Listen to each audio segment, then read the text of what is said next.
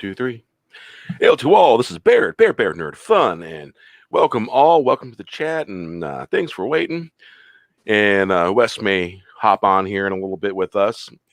He had a long day, so it's possible that he may be asleep. So, how you guys doing? What's going on, everybody? Pretty good. I see Parrot Head had said we're running on bear time as it should be, as per usual. Okay. All is right with the world. Toxic Man Flu's going off the rails on the crazy train. Well, that's what we do here on the Four Horsemen. Yeah. We kind of go off the rails on the crazy train, or maybe not so crazy train, the sane train. Yeah.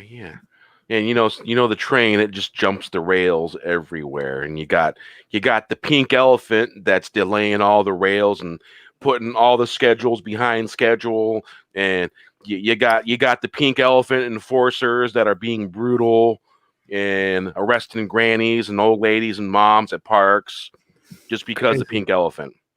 And then you got this this thing that discourages movement and freedom. It's called social distancing. It's called propaganda. Buzzword. Yeah, buzzwords. Once again. Buzzwords. And you value freedom. Don't give in. Don't give in.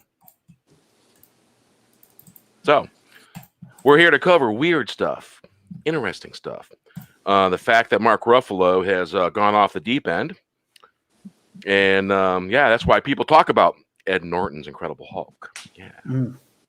Because, that, as far as I'm concerned, I used to like Mark Ruffalo, but, not so much anymore. I haven't heard Ed Norton once act in an SJW way or say this or say that or capitulate to those who want SJW influenced movies and TV shows. And so that's kind of why I like Ed Norton, Sure, he may be a little bit of an asshole behind the scenes a little bit, but you know what? Aren't all actors supposed to be a little bit of assholes here and there? At least he isn't an Ezra Miller. At least. Well, that's true. Jeez, is he done with Flash? What's the news on him? Is he out, or is he still? Have they made any announcement as to his future as Flash? I haven't heard nothing. I don't understand why they just didn't use the guy from the damn TV show. I know. Yeah, really. He's much better. Great. Grant Gustin, yeah, he's good. He's really good. He's a class act. Yeah. Way better actor. Yep. Yeah, I don't know. Maybe the guy that is in that stupid suit, man. Why? It just looks stupid. And he looks like he's on crank. Like he's been up studying in college and doing speed to stay up, and then he got called on a call to be in a movie. And he didn't clean himself up or something. Well, maybe it's not speed. Maybe he was hanging out with our buddy Scooby and they were doing meth together. Speed's ironic, being that he's the Flash. Yeah. Well, Scooby said he had to kick his ass out down the road because he just liked to have his Scooby snacks and stuff like that. And, and he liked that hard stuff way too much.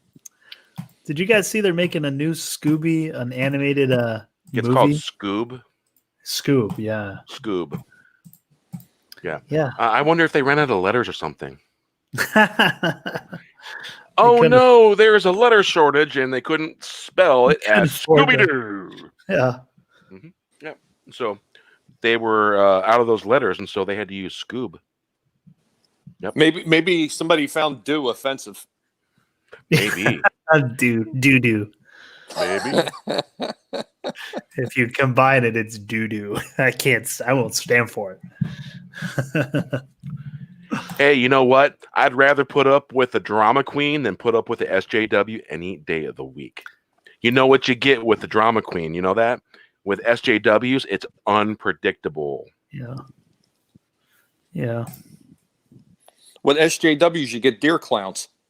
Yeah, deer clowns. Man, watch out for them deer clowns. Oh my gosh. And that deer clown is now on the safety board or something? A position of power, of decision making. Yeah. Well, you know what? Do you realize? Do you realize what the rise of the deer clown is going to mean for the world? Does anybody really know? The color orange is going to be banned, folks. You bank on this, because every hunting outfit has an orange vest and everything with it. You watch, orange is on the hit list. Orange is on the hit list. Yeah, it lines up with narrative and all that stuff. That's right. Orange is a bad color. It's not pro deer, so you gotta ban it. You know what? That screws me over, because my state is known for oranges. Florida is known for oranges. What's going to happen to our economy? So is the fruit banned too? We're banning the orange, everything? Fruit? Well, if they're going to ban orange, they're going to have to ban the fruit too. Gotta go all the way. Yeah. There's no half-assing it. Nope. Venison? Forget that. We can't serve that anymore. Did you like venison? No more. You don't like it anymore. This whole situation really behooves me. I can't understand it. It's really, I can't understand it. I don't know how someone who's that, whatever, if you want to say confused, either confused, maybe ill in a way, or maybe just doing it for attention, whatever it is. I don't understand how they put that person on the safety board. Like, there's not, something's wrong with that person. You look at the videos, you see it. It's clear there's something going on there, or it's done for attention. Either way, you don't reward that by putting it on the safety commission board of the, of that company. It's just, I don't understand that. It's absurd. And the fact that YouTube prances around the whole situation and just makes up things as they go along is just another whole pile, of shit that they're creating. Yeah. As a person that grew up going to learning disabled classes in my youth, back in those days, back in the 70s, they put the kids that were learning disabled, the kids that were emotionally disturbed, and all the other problems all in the same class. And so I got to know a lot of the disabilities that some of the kids that they have. And what they are doing is they're taking advantage of someone that has a disability. And that's right. What it is right there. Mm-hmm. And I find that very, very offensive. Yes, I do too. It's you're actually doing more harm than good. And at the same time, I think, that there's a danger that you're promoting that kind of behavior, from other people that maybe aren't even ill, but now they see this and say, well, if I act that way, maybe I'll get attention. Maybe I'll be put on some safety board. If I act like I'm whatever, a deer person, or Yes, at Parrot Head one time they did refer to it as special ed. Yeah, one time that was okay to say. I like Clobbering Time's message there. He said orange is the new band. It's good. Yeah, Toxic Man Flu, that's a good point too. I just saw that like a week ago. Dr. F says we got to shut everything down. It's got to stay shut down. We can't open up. It's going to be dangerous if we do. And now a week later, he's like, well, it's causing more harm than good. And we got to open the country. We've got to open it up. It's like, say you don't know, or you have an agenda. You know what? I think they were given orders from their masters. Probably. Yeah. Probably. Parrot Head. When did he do that one? Was that on Mecca's channel, or was that on Tom's channel? Yeah. Good question. Yeah. We're going to have a new, like, pink elephant. We're going to have to come up with something with the deer. Brown deer. Yeah. Purple deer. Because now, I guess Mary got stream taken down for that. So I guess we're going to have a name for it. The deer blinders? The deer blinders. Yeah, the deer blinders. Hashtag deer blinder. Bambi. Hashtag Bambi. Hashtag Bambi. Yeah, that's a baby, though. No, that's true. Yeah. So what do you guys think, chat? What should we use for that? The hashtag deer? save the save the forest. Hashtag human deer. Hashtag human deer. Yeah, that's good. Man deer. Hashtag man deer. Oh, but it's not. Yeah. It's a female. It's a wadeer. Yeah. Hashtag wadeer. Wadeer. That sounds something else. Hashtag wouldn't it be a Shamir? a Shamir. A Shamir. Yeah, A Shamir. Yeah, Shamir. Hashtag Shamir. There you go. You just covered them all right there. Hashtag Shamir. Shush Shamir. I like it. Hashtag Shamir. Rob did the voiceover. Oh, did they do it? Was animated? Or that was a video? That sounds really familiar. I've been in so many live streams. I can't remember if I was in that one or not. Deer in the spotlight. That's pretty good. Hashtag target practice. Were you talking about Comix Division's live stream? Because I was on that one. Hashtag venison for all. What's up, Sentinel? What's up, Sentinel? Hashtag Goodwill Hunting. That'd be a pretty good one for that too. I like Goodwill Hunting. Hashtag Goodwill Hunting. I like that. That's pretty good. How about just pink deer? Hashtag pink deer. Yeah. Could do pink. Hashtag pink deer. Smear the deer. Smear the deer. Smear the deer. Yeah. That's good. Smear the deer. Yeah. Now we know what they shot. Now we know what they shot Bambi's. Why they shot Bambi's mom. Yeah. They had Bambi a vision. was a boy, right?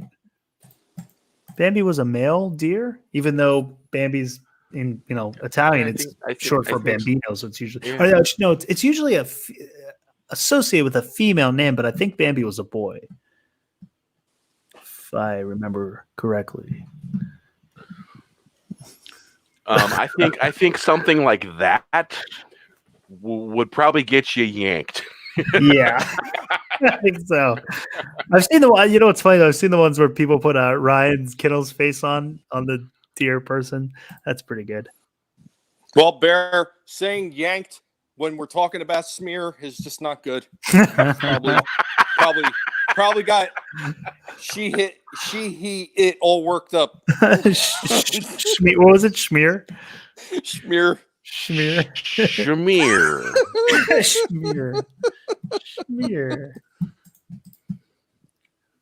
What was Captain Hook's?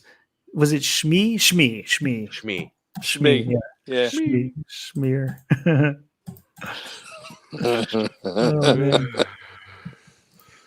So yeah, the damn pink elephant wandering around and all that, stepping on stuff, causing delays. I heard that there's been some flights that have been opening back up. Really?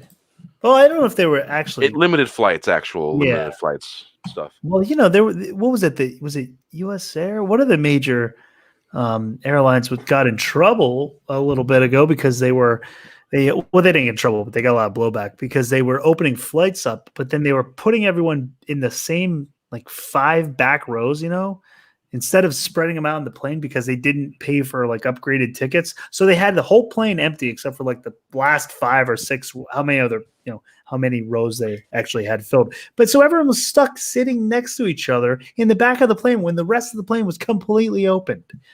It's common sense. It's just, it's gone out the window. And here's the other kicker.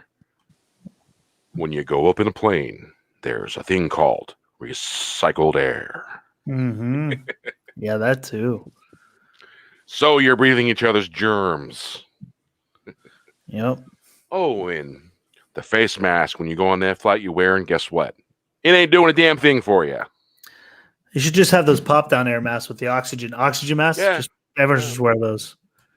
Increase oxygen. Yeah, high. But don't they all go back to a central tank? Yeah, they probably do.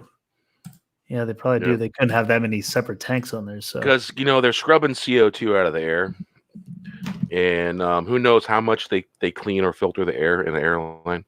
Yeah. Yeah, that's true.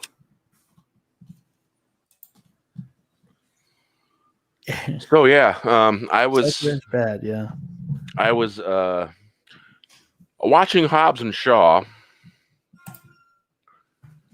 and everything is just really, really, really freaking interesting anymore. I'm telling you. So now Hobbs and Shaw came out in August 2019. Yeah. Yep. But So from there, August 19? yeah. August 19 to 6 months from there. How much would January, that be? February. That'd be February. February 19? When everything kind of started hitting the fan. Yeah. Well, let's talk about what it's about too. And let's first point out the date on this. Yeah. Well, so this is from the first Matrix, right? Yeah, first Matrix movie. This is his passport. Mm-hmm. Yep, his passport. His expiration date. You guys notice that expiration date right there? Trying to highlight it there so you can the see year 01. But you see what that says there. Interesting coincidence. Yeah.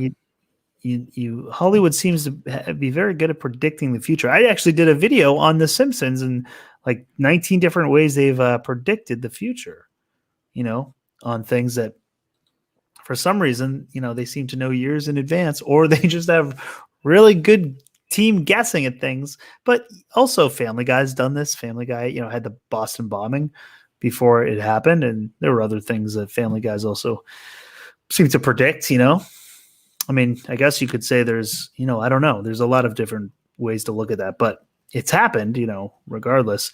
And here's another thing that we see here. So, yeah, there's things in the movies that sometimes seem to tell you the future of what might be happening. And then Barry, you found a connection with the Hobbs and Shaw movie. Yeah, there's actually a lot of connections in movies, a lot of them, and they I don't know, they're sort of like I don't know, silent signs to things to come. Mm-hmm. So let's check out. First, make sure I have that up. Yep, well, okay. they weren't the only one. You figured they did the same thing in The Simpsons, and not to mention Demolition absolutely. Man. All the stuff in Demolition Man, where they were pointing out to people like, just shutting everybody up and being quiet about certain things. I got to watch that movie again, Demolition Man, because I always liked that movie, and I think now would be a good time to watch that again. I mean, and they're making a sequel. Did you guys know this? No. They're making a sequel to it, and it's going to be Stallone, so he's got control of it, which is basically the last guy in Hollywood that I think has any kind of control over anything, like old school, action man kind of movies, because he's gotten Rocky and he's gotten Rambo done, which has been against what Hollywood wants. Look at the Fast and Furious guys. I don't think they bow down to Hollywood either. I don't think any of them have. I don't. Yeah, because there's there's a list of people, and these guys ain't on it. Yeah. Yep. And that's as much as we'll say about that. But these guys ain't on it. These guys have not compromised with Hollywood. Yeah, they're like, we're going to do this our way, and well, if you don't want to do it, well, that's fine. We can just go somewhere else. And that's the thing with Hollywood anymore. It's so, it's really become a den of iniquity in a lot of ways. Yeah. In the mere fact that you got Access Media, smear campaign this. Oh, they said this. Oh, bad them, they're bad. Old 40-year-old white guys and all that stuff. So it's all coming from somewhere. Mm-hmm. And, they all get their orders from somewhere. And so you got movies like this. It's like you see, this is Ryan Reynolds. And this is when Hobbs' character, Dwayne Johnson, is having I guess it's like breakfast, lunch. I guess it would be breakfast. And he's there with his daughter, Sam. Mm-hmm. And Ryan Reynolds walks up. I guess he's either CIA or NSA. I think he's supposed to be CIA, I think. Yeah. Maybe he could be NSA. CIA. And so it comes up to this scene. They start talking about the CT-17 and that word next to it there. Mm-hmm. And so basically, word, right? It calls it a super weapon. Yeah. It's basically in the movie, it's a bioweapon of biblical proportions. And it was codenamed the Unicorn. And, you got stuff like that. It shows stuff like that. And how many other movies were showing stuff like that before? That is really interesting. The phrasing they've chosen to use, obviously the snowflake, we know what that means. And then unicorn too, which is another word that it's really interesting. They've used those two terms to describe this. I do almost think that you're onto something that maybe I don't think they're really in line with the agenda, you might say. Oh, filled with tons of it. Mm-hmm. Parrot Head, where did you send that to? Yeah, you're right, RR. Yeah, Stallone knows how to make good movies, and he is a natural storyteller, and he won't compromise his vision. Yeah, he was trying to get a TV show made, and he went with Dolph Lundgren, and everyone, he couldn't get a meeting. He couldn't get a meeting with ABC. They wouldn't even sit down with him because he didn't feature a female as a protagonist in the show that him and Dolph Lundgren wanted to make. They wouldn't even take a meeting with him. Didn't even want to hear the story. That's how. Yeah, I remember that one, man. I remember talking about that too. That was just so ridiculous. Yeah, it's just that whole agenda-driven nonsense. And why do you think you don't really see Clint Eastwood do much? He's another one that's on that list of naughty people. Yeah, same thing. Yeah, he's also right. Yep. Yeah, it's crazy, huh? So when the real storm clears,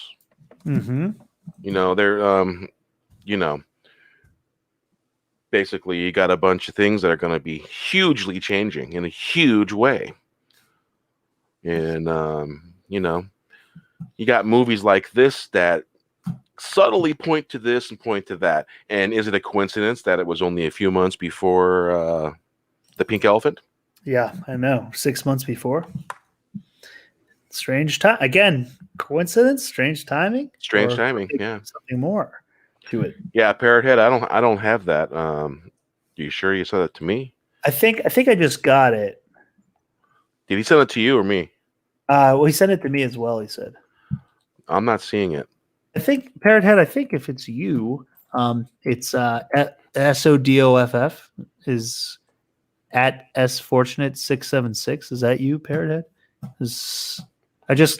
I have you in my I'm scrolling down looking. I think that's here. I'll send it to you, Bear. I'll just forward it to you here. So yeah, you got all these people that are making movies like this, and I've noticed that this is all these actresses and actors that are in this particular movie. I've noticed none of them really get what you call huge blockbuster roles, but they get kick-ass roles and stuff like that, and they're involved in their own productions and stuff like that.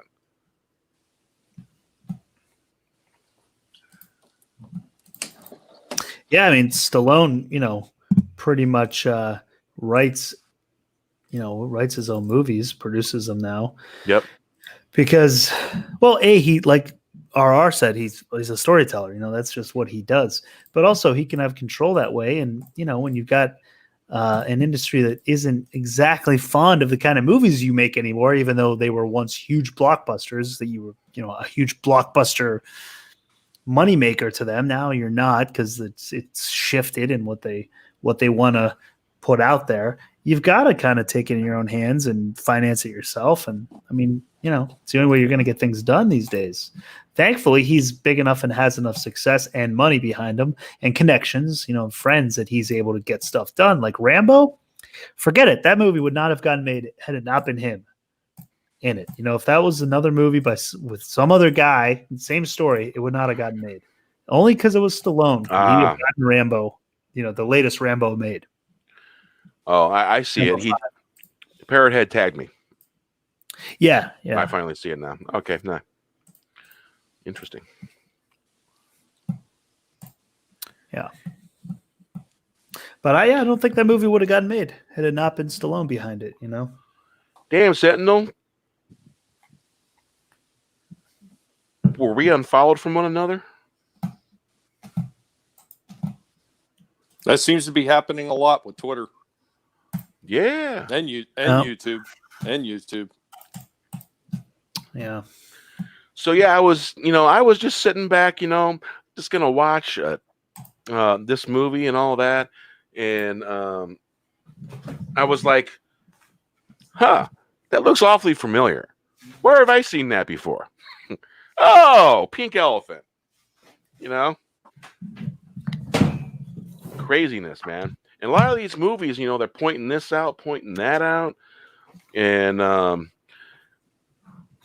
me and Final, we watched the movie Conspiracy Theory with Mel Gibson and Patrick Stewart and Brown-Eyed Woman. I'm drawing a blank. Julia Roberts. Julia Roberts. Normally, if I say Brown-Eyed Woman 3 times, she appears.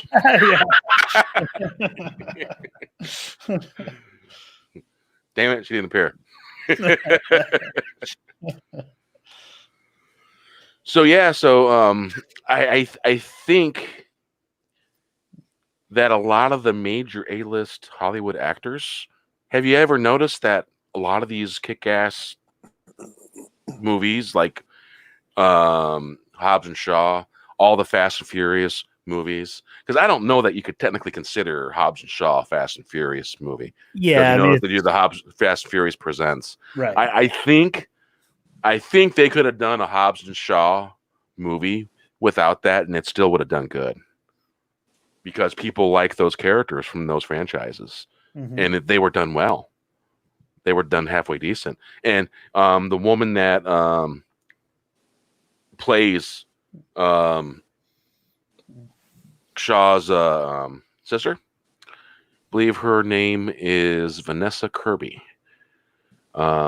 I've seen her in there was a TV show that was about the Queen Elizabeth. I've seen her in that. And my God, she is one beautiful woman. What many of you may not realize is she was in The Walking Dead. Oh, I didn't know that. Woman cleans up really good. Did she play the Queen? The Queen's sister. Oh, okay. The Queen's promiscuous sister. Because man, she's hot. Yeah, she's hot, and she does play a kick-ass role. And I think she's been wanting to get away from The Walking Dead to get into other more serious roles because she's a serious actress, and I don't think she's the kind of actress that would compromise. Oh, interesting. Yeah, Toxic Man Flu. Maybe. Who knows? That'd be an interesting movie right there. Toxic Man Flu. It would not surprise me.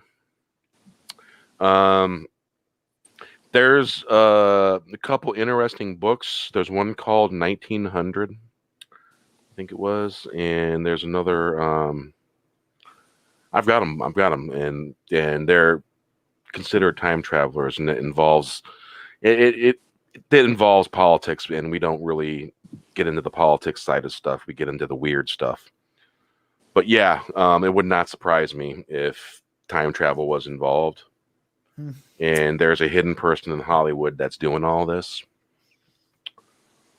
And I'll tell you what.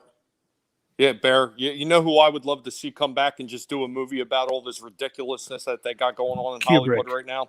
Stanley Kubrick. No. That Kubrick's good. Kubrick's good. I was thinking Mel Brooks. Oh, yes. Well, he's still alive. He could do it.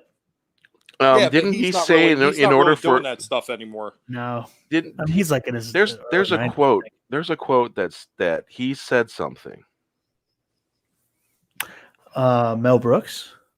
Yeah, he said something. If we're to come back and make a sequel, it was a sequel to something that he had made. Spaceballs. A lot of people have tried to get Spaceballs. He said there'd have to be certain conditions. I don't remember what the quote is exactly. but basically those conditions could never be met. They wouldn't allow it, you mean?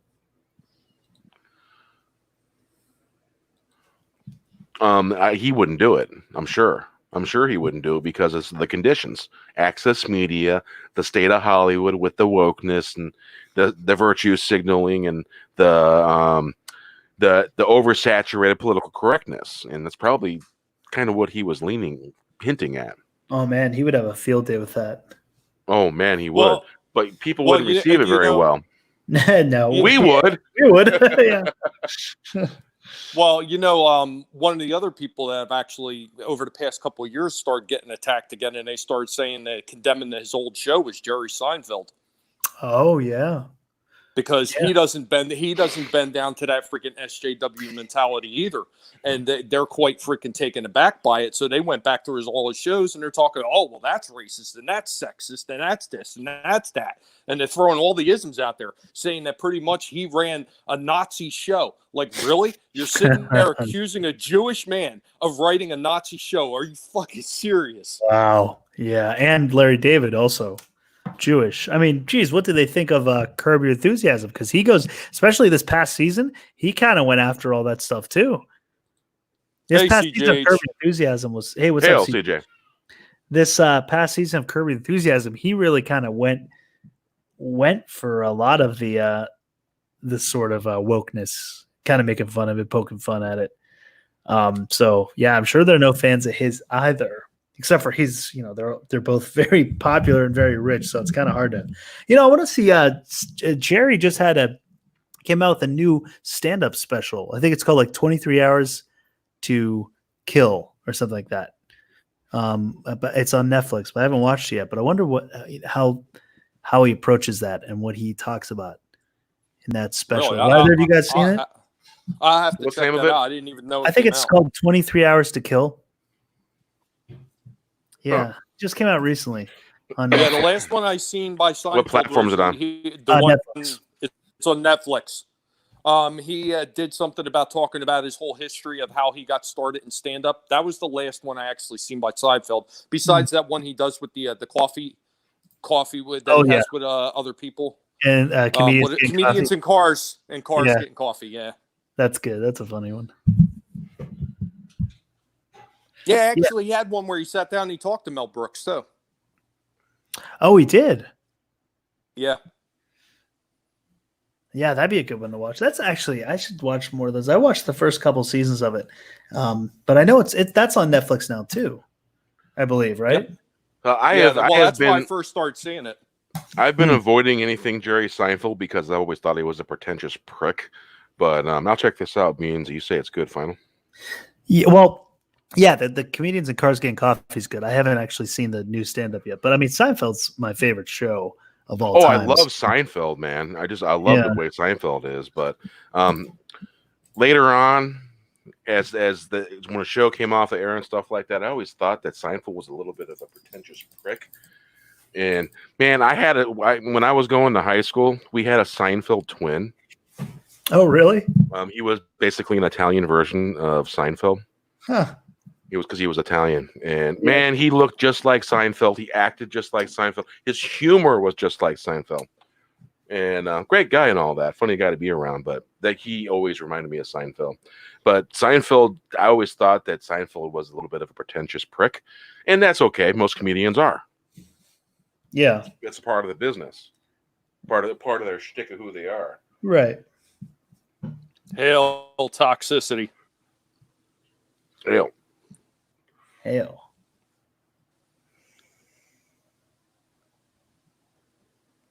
Yes. Wonder how long I could sit here and hold my camera in place for that.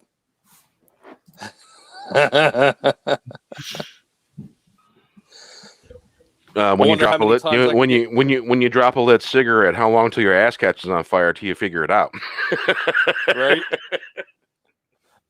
Oh, I want to see if anybody sees. Oh, he put a Seinfeld shirt on there. He's an ist. He's an ism. Yeah. I want to be all those things. Give them to me. Yeah, R makes another good point. The Orson Welles, yeah, he never. That's true. He would fight to get final cut of his movies, because he wanted to have it his way, and he didn't play the Hollywood game either. They didn't, but he was also super popular, so they couldn't really do too much about it. So, but Yeah, you know, Hey, Wells's last performance was actually in the 1986 Transformers the animated cartoon movie. oh yeah, that's right. That was his last performance ever. Wow, I didn't know this was his last performance ever. Wow. Yeah, just for those of you watching, think Isaac Asimov. Okay. Yeah, just think that, and we'll. Yeah. Okay. Yeah. Not really, but that's what we'll say for now. Mm. Yeah. Well. 1984. Interesting year. Yes, there's another book that George Orwell did besides 1984. Thought I heard someone talking about it. I thought I read about it somewhere. I'm not sure what the name is, being I didn't write it down when I heard it.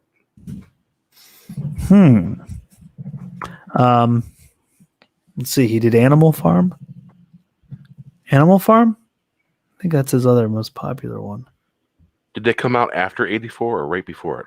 That came out right before it. A couple years. That was 1945. And 1984 came out in 1949.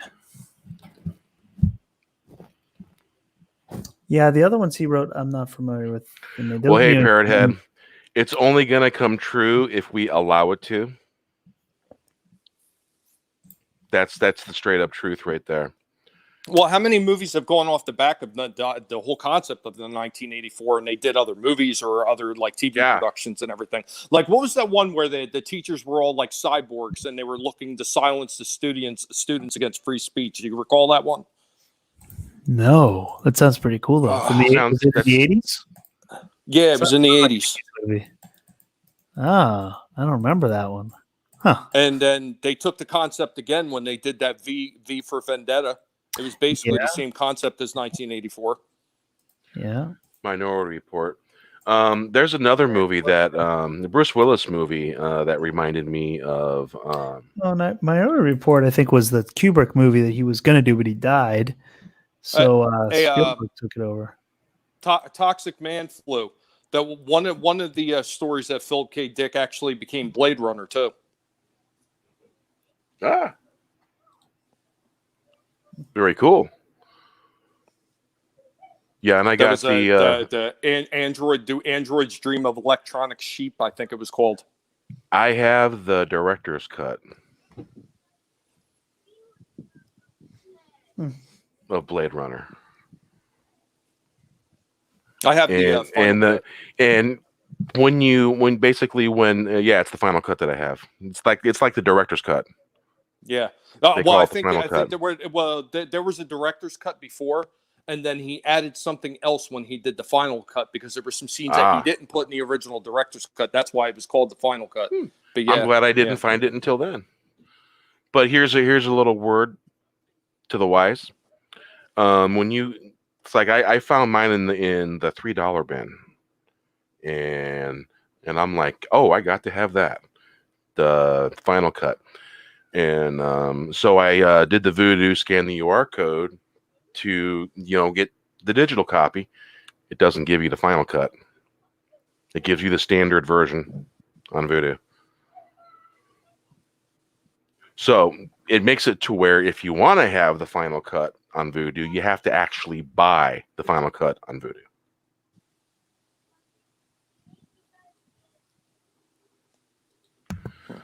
Which movie is this?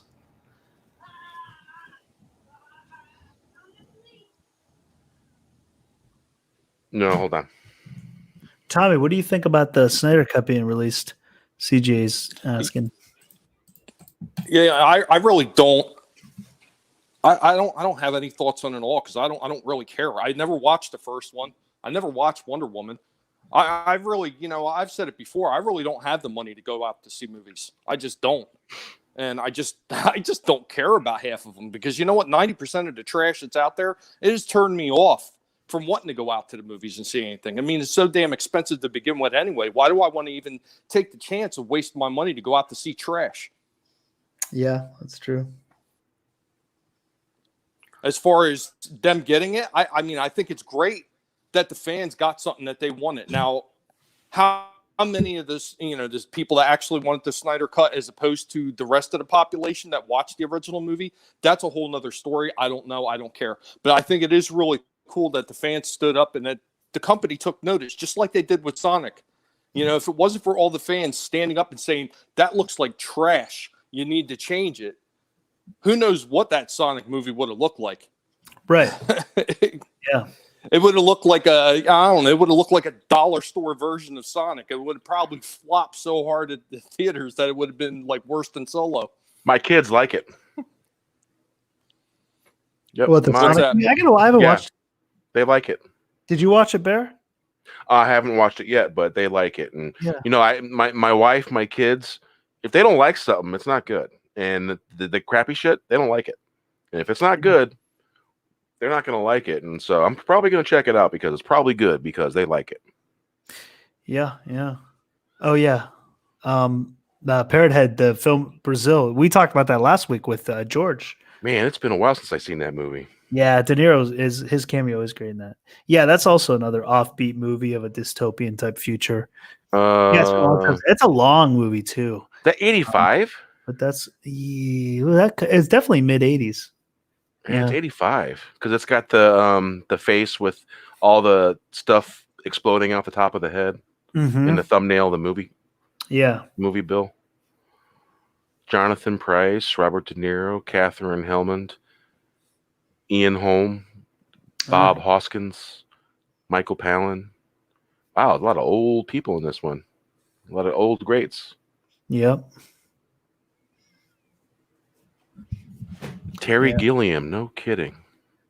Yeah, Terry Gilliam's a cool guy, cool writer, cool director. Oh, this is one of those ones where it probably definitely saying some things. What do you think? Oh, I think so. I think it'd be worth watching again, going back and watching, because it's been a long time since I've seen. I'd probably see. Man, it's probably late 90s or early 2000s. I bet it was late 90s when I watched that. Didn't Fear and Loathing in Las Vegas? Didn't he not get some good movies for a little while after that movie? Johnny Depp? Yeah. I don't know. That's kind of the height of his career. I think he was getting a lot at that point. That's kind of, he got Pirates right after that. Well, that was 98. I think it was like 2 or 3 years. There was like a couple shit roles he got after that movie. Hey, Bear. Yeah. Bear. Hey, Bear. You guys give me 1 second. I want to address somebody in the chat. Yeah. So Sentinel, I understand exactly where you're coming from with that about the people that don't deserve it, that were in the Snyder movement, because I've seen a lot of those type of people on Fatal J's channel that just went out of their way to attack everybody else that was in the chat that didn't agree with the Snyder Cut being released for whatever reason. And there was a lot of people that actually sit there and they say, oh, well, you were all wrong because you said it never existed. No, we were absolutely right when we said it never existed. And we didn't say it didn't exist because we didn't care about it getting released. That wasn't the point. The point of the whole story was that the Snyder Cut didn't exist and still doesn't exist. It is nothing but a bunch of freaking film that was edited out, that was never completed. Hence, the movie does not exist, because in order to release a cut of a movie, it needs to be fucking completed. And I think that's the part that these people that just get so high and mighty about their Snyder Cut is what they miss. They missed that point. It was never a completed movie. Hence, it was just film footage left on the floor. Thank you. Please continue. So you're saying like the Snyder Cut, it's just unused. It's not like it's something new. It's just unused footage that they're going to just piece together. It's cut out footage, because they came right out and said when they originally had this film going that they had a whole bunch of footage there and they just chopped a whole bunch of it, used segments of it, and gave it to Whedon for the finish. Right, just to kind of edit it together. Yeah, well, he filmed some new footage for it and just changed it a bit. But other than that, yeah, they just took a whole bunch of what Snyder had and just cut it out. It was never completed. It was never edited. It was not completed film they footage. they said they were filming pieces for it now. Yeah, they're refilming now. So if this thing was completed, and I think that's the part where there's what the Sentinel called Snyder bots. That's the point that they missed. This was never completed. Because in order for them to just release it, it should have already been done. It should be out right now if it was completed and they just hid it from everybody. This was something that was never finished. Yeah, it was not a completed work. Mm-hmm.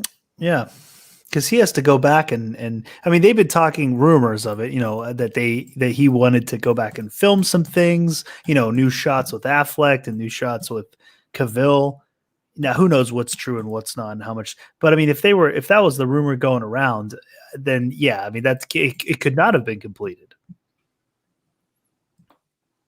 And I think that's the problem, though. I mean, that's the problem with a lot of these people that are so far on the other side of the fence when they're praising this whole Snyder Cut thing to the point where they're actually becoming the same thing that they claim that they hate, and they're bashing on everybody else that has a differing opinion from them.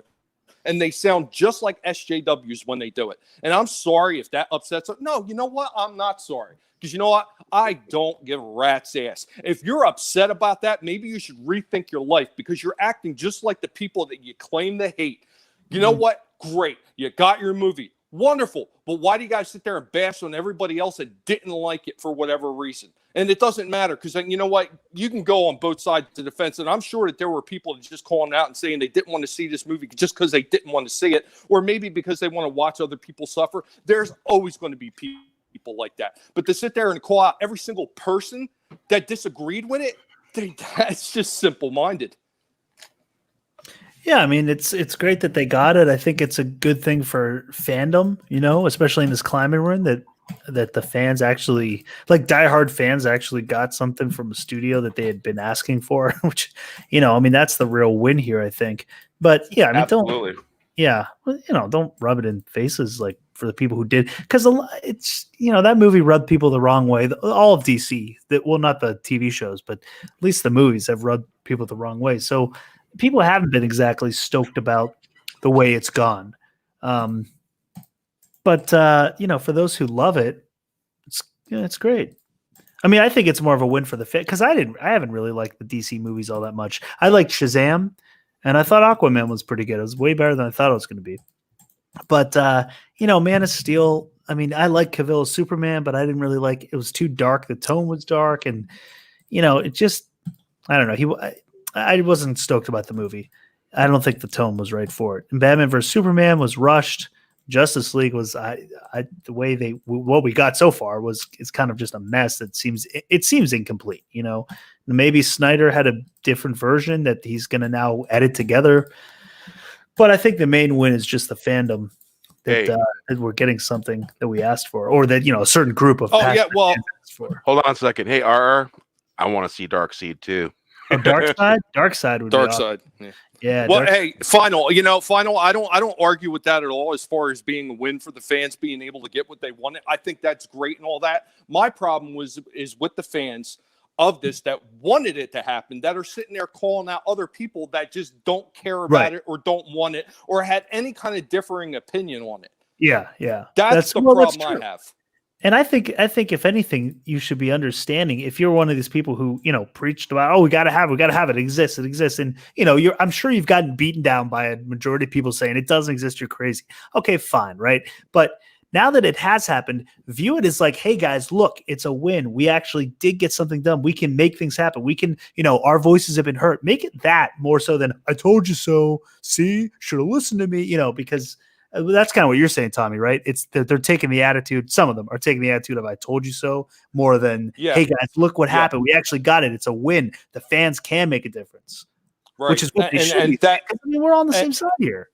And that was the problem I had with it, to, you know, when they started like griping at people in the chat, and like I was trying to moderate Fatal J's chat when it was happening, and some of the people they were just so far over the top with attacking people on it that I actually had to freaking like delete a couple of their comments. I think I had to time one person out because they were just being so ridiculous. But unfortunately, you get a lot of people that take that mentality. They take that I've got the high road mentality, and what you have to say doesn't matter because you were wrong. Well, you know what? If people were wrong and it happened, great. It happened. Wonderful for you. But at the same token, you're sitting there bashing on people just because they have a differing opinion. You're no different than the same people you profess to hate. Right. Yeah. You should be using this. If anything, my goodness, if anything, this should be a sign of uniting, the community as like, hey guys, look, you didn't think it was going to happen. It did happen. Like, we can make a difference. This is possible. This should be a big shot across the bow to Hollywood and, uniting the community, saying like, look, it actually happened. You guys didn't believe it, but we've proven now that it can happen. We can make a difference with, by using our voices and by, just the nonstop hashtag. I mean, hashtags were huge in this thing. CJH, that's exactly the point, CJH. It didn't exist. Sorry, bro. If it's unfinished, unedited film, it's not finished, hence it doesn't really exist. It's just extra clippings. Sorry. That's just the way it is. It's the same thing if you go out with your band and you write a song and you don't complete the song and you don't edit it. Guess what? It doesn't exist because it's never really been completed. It's incomplete works. Yeah. Hey, and I really got no dog in that fight because I want to see the Snyder Cut when it comes out. I'm going to see it. I'm going to watch it. Then I'll tell all you how it is. Yeah, I'll watch it. Yeah, I'm gonna see what his vision was. Now, here's my only issue that really could arise from this. What if this thing comes out and it's just as bad as the first one? Yeah, could be. We don't really know. It could be. You never know, man. It very well could be. And again, if it winds up being just as bad as the first one and it flops, here's the problem.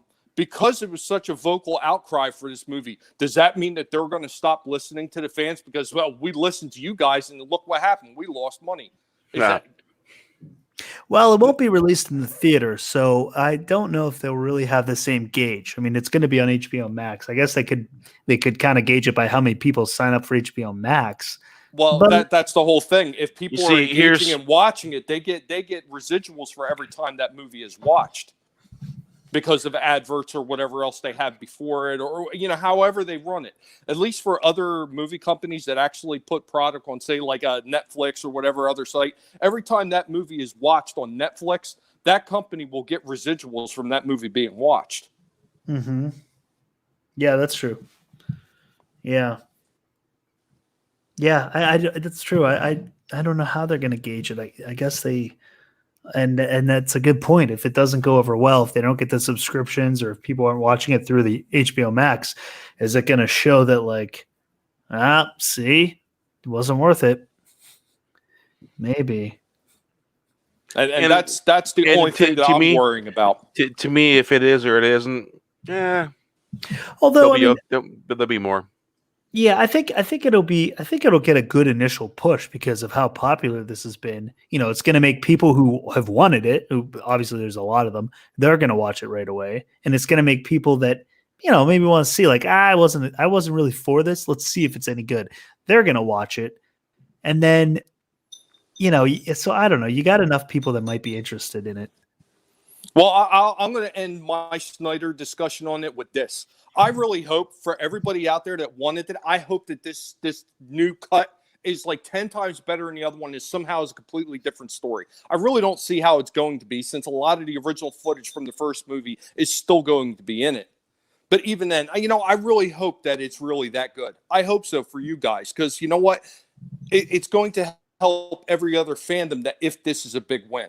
It will help other fandoms. Well, that's another thing. This could do well, even if the movie doesn't turn out to be as good as people are hoping. It could do well just because people want to they want this to do well for what it means overall in the fandom. Not so much for this movie, but like, hey, we got to make sure they know that we support this movie because of what it means for fandoms being able to change the minds of studio heads. It might get a push for that reason too. Even if it's not that good, people might be like, yeah, but you know what? We made it happen. So, Well, because you look what happened with Sonic, and Sonic was a big success from them listening to the fans. Yeah. That's only one win, though. That's only one win. And you know how Hollywood looks at things. They've got to see a streak of wins by listening to fans before they're going to really open up their minds and open up their wallets to say, hey, you know what? This is the way. This is the way. Yeah, well, get see what happens if they if they get Toxic Man Flu makes a pretty good point. What do you say? Social media has made us all need to be on one side or the other of things that really didn't used to matter. Yeah. We want to be on the right side of the ratio. And you know what my ratio is? I don't give a shit. If it's good, I'll watch it. And if my subscribers ask me to watch it, I will. Even if it's bad, I will. Just so I can let them know, let you guys know. But I don't give a shit. If it's good, it's gonna be good, and then it'll be worthy. See what I think that. Sure, yeah, they can go to HBO, but you know what? The money's gonna be in them selling the 4K Blu-rays along with a digital code. That's where the extra money will be, and collectors will want to collect that. Yeah, because that's the thing I want. Sure, yeah, cool. Watch it on HBO, yeah, whatever. But I want a physical copy in my hand. All director cuts are like that. Well, Bear, if this is good enough, if it really is that much better, that is actually going to draw people to that HBO service, because that's going to be the only place that it's going to be. Yeah, but after it does its thing, though, they need to release it. Yeah, they'll have to do a Blu-ray, because they'd be missing money if they don't do Blu-ray special edition, all that stuff. Physical copies. I'm pretty sure that they will hold it on their service for a while. If it does well, they will hold it on their service for an extended amount of time until they can get their numbers up on their service. Because they're going to want it. They're going to want it to be the place to come see it, and they will promote the holy hell out of it if it does well. If it's well received, you watch. They are going to promote that thing like crazy to draw people to their service, and they would be fools not to. They would be fools not to. Yeah. What's up, Scott? Yeah, that's. What's up, Scotty? Links true. In the community chat there, bud. Not the community chat, but the creator chat. If you want on. CJ, yes. Oh, you like the Amazing Spider-Man 2, X-Men Origins Wolverine, and Spider-Man 3? Oh, but you know that. Okay. Yeah. Hey, that's not his fault. He's Canadian. Hey, well, Wolverine's Canadian, so there you go. Wolverine. I'm sorry, that X-Men Origins Wolverine was freaking horrendous, especially at the end. Especially at the end with that whole Deadpool garbage that was in it. Ugh. Yeah. Although it probably really helped push the Deadpool movies we have now, because Rian Johnson was so upset with the way, Deadpool was portrayed. He'd been trying to get, oh yeah, he did not like the way they did. They wrote the Deadpool in that movie, and that was like the catalyst for him, because he'd been trying to get his Deadpool, the one we have, the two we have now. He'd been trying to get that done for years, and a lot of it was because he was so upset with how they portrayed Deadpool in the Wolverine origin movie. Because he's not Deadpool in that movie. He's just some mouthless, ninja guy that has no humor. It's not at all Deadpool. No, that wasn't. So even the powers were completely different. Yeah, everything was different. He's like teleporting and is freaking ridiculous. It was more like if you took Rogue's powers and then gave it to just some faceless freak with like extendable claws. Yeah, well, it wasn't even claws; they were more like swords. They were like swords that came out of his hands. Yeah, the only good thing his mouth was sewed shut. Yeah, it was like melded shut. The only thing about that movie, the two good things were obviously Hugh, as Wolverine, right. And I liked Liev Schreiber as Sabretooth. I thought he was a good actor for Sabretooth. He didn't really look exactly like the guy who played the wrestler who played Sabretooth. Tyler Mane. Yeah, Tyler Mane. Yeah. I mean, he was more like the Sabretooth of like kind of the comics and stuff. But I thought Liev Schreiber did a good job. But he's a really good actor too. So, I could have seen them working with him and having him become more of the Sabretooth that we know. But overall, no, the other two Wolverine and then Logan were much, much better. But I understand what you're saying, CJ. Like you just like them. They're bad, but you just like them. I get it. Yeah, I picked up the Spider-Man 5-disc set. Yeah, that's true too, CJ.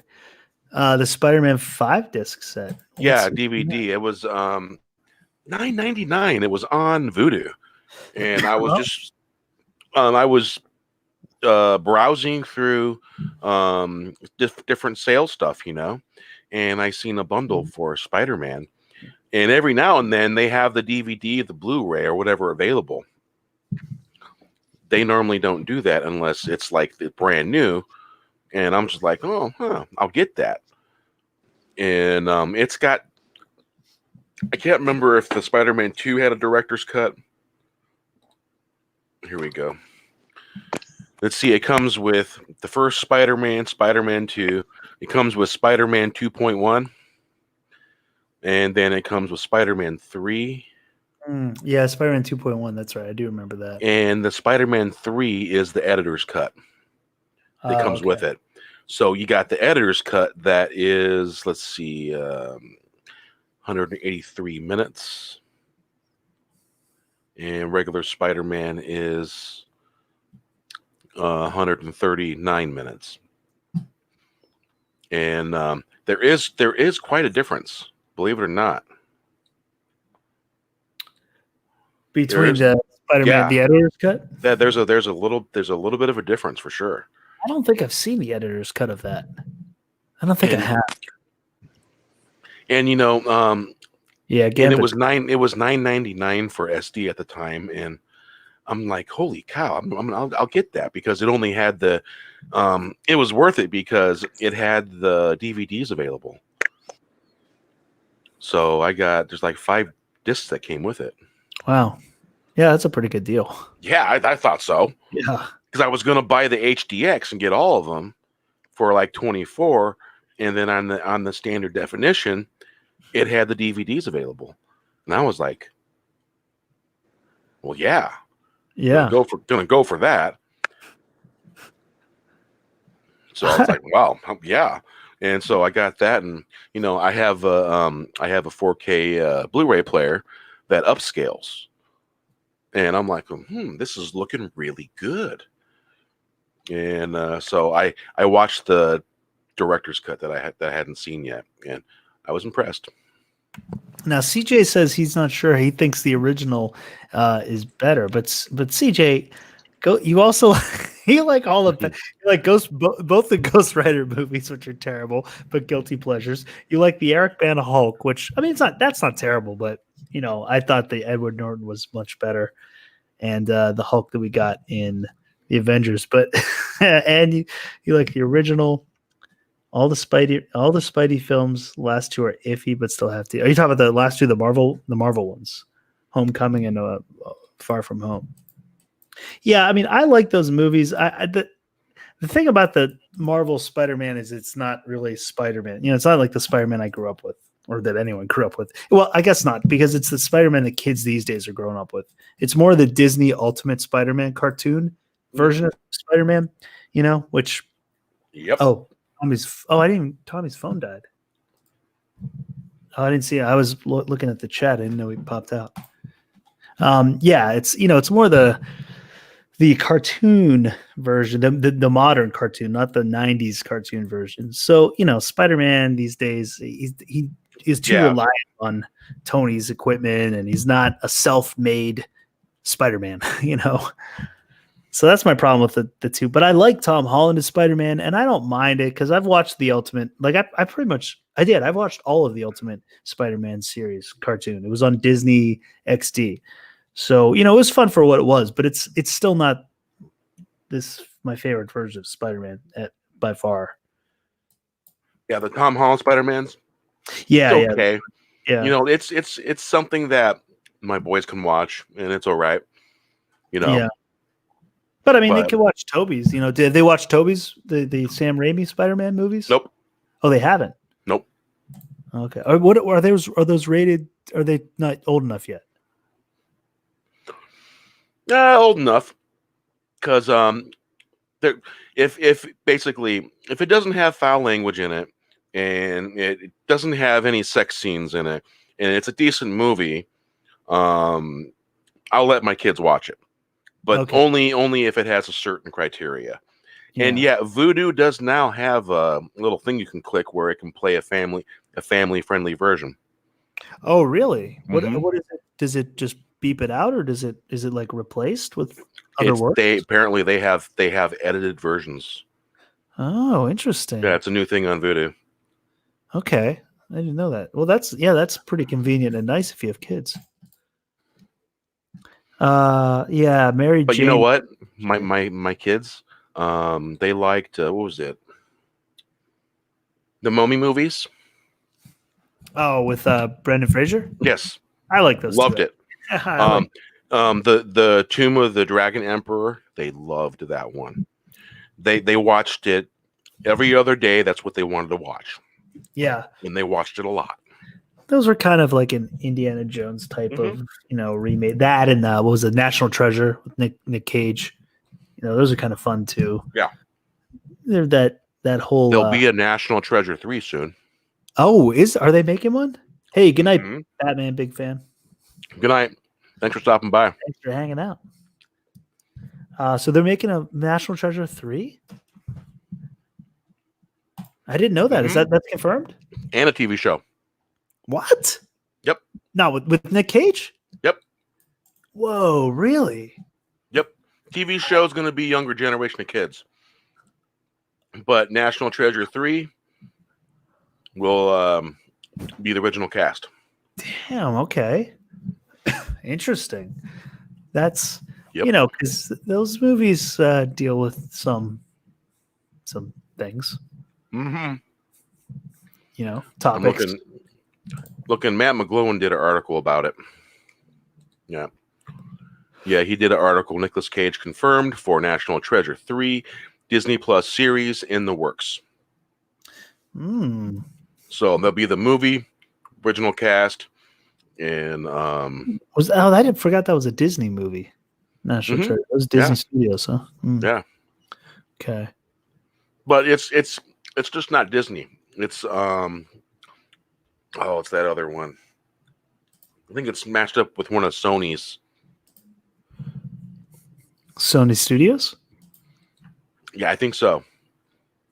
There's a studio I can't remember right now. I've got too many tabs open. Let's see where'd it go. That's not it. It's not it. Oh, yeah. Now the chat's jumping to Batman. Batman. Pattinson's Batman. Yeah, I don't know. I'm not looking forward to that. Yeah, people are questioning, was he telling the truth about not wanting to work out? Or is he trolling fans? Is he just joking around? I think he's trolling. I don't know. Maybe. Yeah. I mean, it's not because that stuff's part of their contract. Yeah, I just think these days it's different, because people make the reference to like, well, Michael Keaton didn't work out, but I mean, he did though. He was in shape. He just wasn't like huge like Affleck was, right? But he was in shape. I mean, Keaton was in shape. He's just not the typical what we're used to now. But Christopher Reeve worked out a lot, for Superman. I mean, he bulked up quite a bit. It is kind of, you have to at least sort of look the role, especially Batman, because he doesn't have superpowers, so he has to physically. He's supposed to be a physical, the best human specimen of athleticism you can be. So yeah, I don't know. He doesn't need to be huge. He just needs to look like he's in good shape. Like if I don't know. Because a lot of these movies, they have like a good example. The Force Awakens, they all had contracts to work out, get in shape, and that's just a good example. Yeah. Usually they do. I mean, obviously, all the Justice League, we know that they were. It was well chronicled how they worked out. National Treasure 3 shows up on IMDb in a search. In development. Okay. All right. And so, for me, most people wouldn't think it, but out of that main cast was Benjamin Franklin Gates, his father and his mom, the actress and actor that plays those two. They got to be in it. Mirren, Mirren.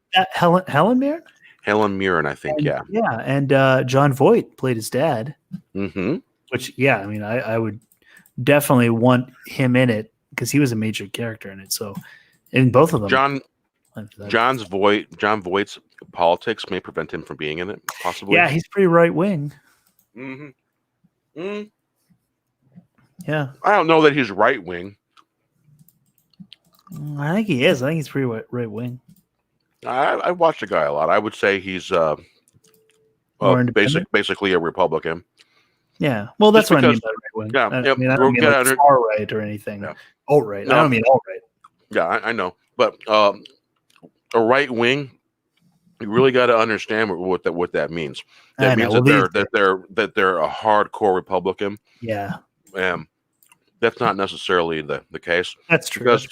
Because the majority of Republicans are centrists, and a lot of them just want small government and want the Constitution to work. Yeah, and as to their counterparts, well, who knows? You know, because I don't get very political on my channel when we talk about nerd stuff and stuff like that. A little bit of conspiracies, but you know, I'm never going to talk about my personal politics on the show and stuff like that. And I'm pretty sure the guys in the chat now, I'm sure they don't want to talk about it either. But I would like to see John Voight in it because he's because of his his skills, and the guy's got stuff to add. Oh yeah, I mean he's a great actor. It just depends on, and I mean not like politics shouldn't come into play when you're playing a role in a movie, but it might come into play in whether they want to cast you or not. You know, whether they write your character off as dead or not because they don't want you in it. You know, it's more of a question of whether he would get hired, I guess, based on the climate now and his views leaning a certain way. Yeah, that's true. Right. But he definitely should be. He definitely adds to it, so he should be in it. It's like, why did they got her so far down on the cast list? Is it? Wait, you want to share that screen? Here. I want to take a look.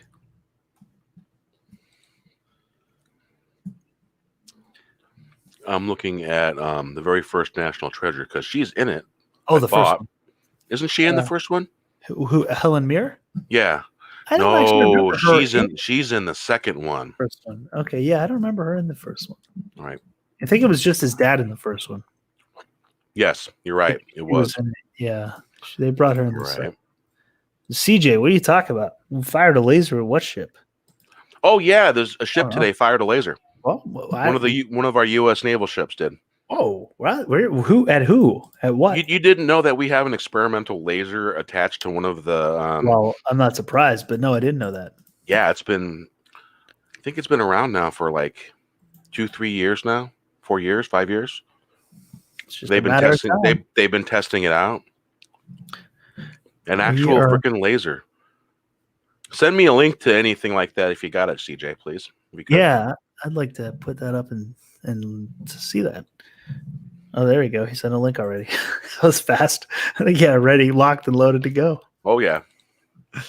Yep. Yeah. You got it there, Bear. Let's see here. I thought you had it thrown up there already. I thought you were to it. Oh, I do have it thrown up if you want me to share it. Yeah. Yeah. Indeed. Yep. U.S. successfully tested a laser weapon that can destroy aircraft mid-flight. Oh my God, it's like the Death Star. We're getting there. We're gonna have a Death Star. See, we have a Space Force. We have they're acting like this is news. This is actually not. This has been around for the last 5 years. But when they make something public compared to how we've had it for, I mean, most technology we've probably had for what they say. It's like technology from what the public knows. We're about 40 years behind what they actually have.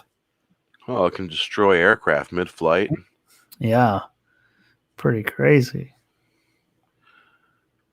Wow. First system level implementation of a high energy class solid state laser. The amphibious transport dock ship USS Portland. Man, Yeah, that's the newer style of ships that they're making with the curves, with the cut angles. It's basically to limit radar contact on their surfaces. it's freaking crazy. Hey, Clobber Time, have a good night. Thanks for coming by. Make sure you subscribe to both of our channels because we indeed put these up often and we go live together. Well, Bear and I usually go live together on Saturday nights. So yeah, definitely check and subscribe to us on Twitter too. I'm FinalDeathStar1 on Twitter, so we always tweet out when we're going to be going live. And right. Bear, what's your Twitter? What's the same? I'll put your YouTube channel in there, and what's in the description too? Oh yeah, there you go. It's in the description, but make it easier for him. I pop it in there. Yeah. Thanks for hanging out. I enjoyed having you in the chat. It's been nice. Thank you. We look forward to having you around again. Yeah, absolutely. Okay, here is my Twitter handle. I'm glad when you go back to the tab, it doesn't close the tab out by accident. Yeah, I know. Because that little X is right close to where it doesn't show up until you click it, you know? Yep. Well, hey, Clobber Times, thanks for stopping by, man. Yeah, we can get a little winded, and we talk about a lot of different stuff, and pretty soon it's 3 hours later. Like, wow, that was fun. Yeah. Nice. Subscribe. Thanks. Thank you very much, Clobber Time. Thank you very much. Very much. Thank you very much. Yeah, let your friends know.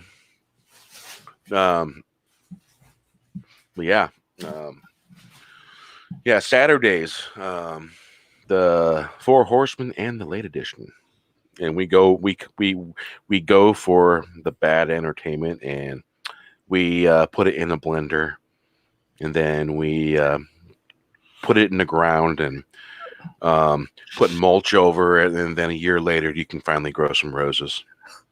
Yeah. Now, did you get that? You can grow roses out of shit.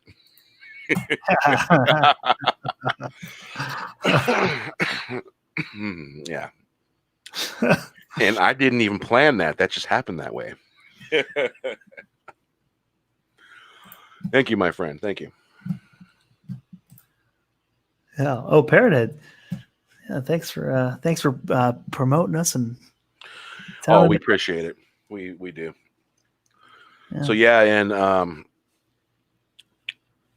as soon as we find a time slot, Wednesdays, the Late Edition will be happening on Wednesdays. We just really haven't had time to sit down and really talk about it too much because we've been having too much fun. Yeah, a lot going on. Yeah. I just realized I got fresh coffee.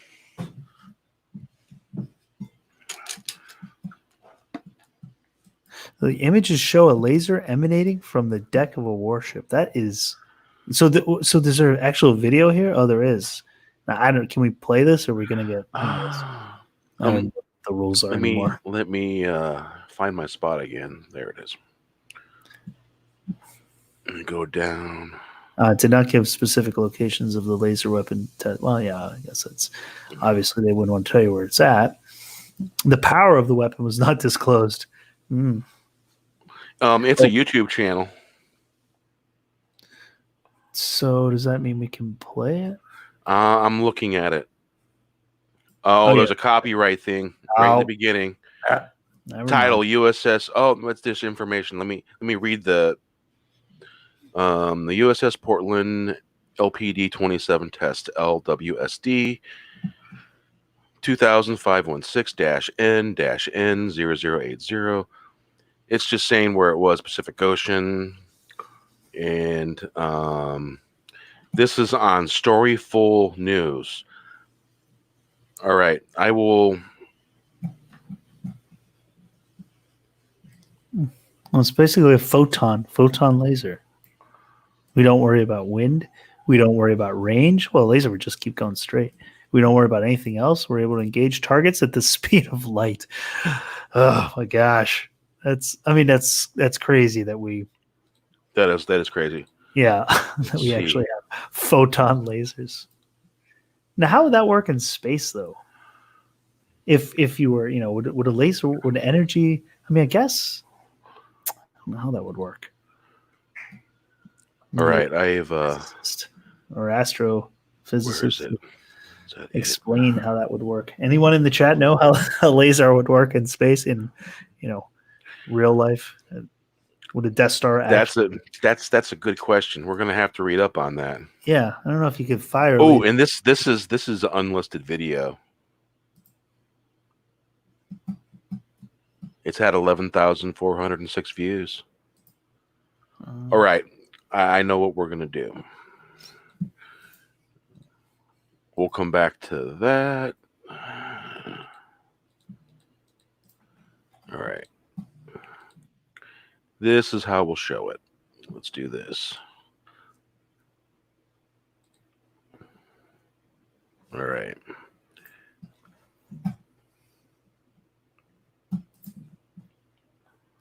Can you guys see that?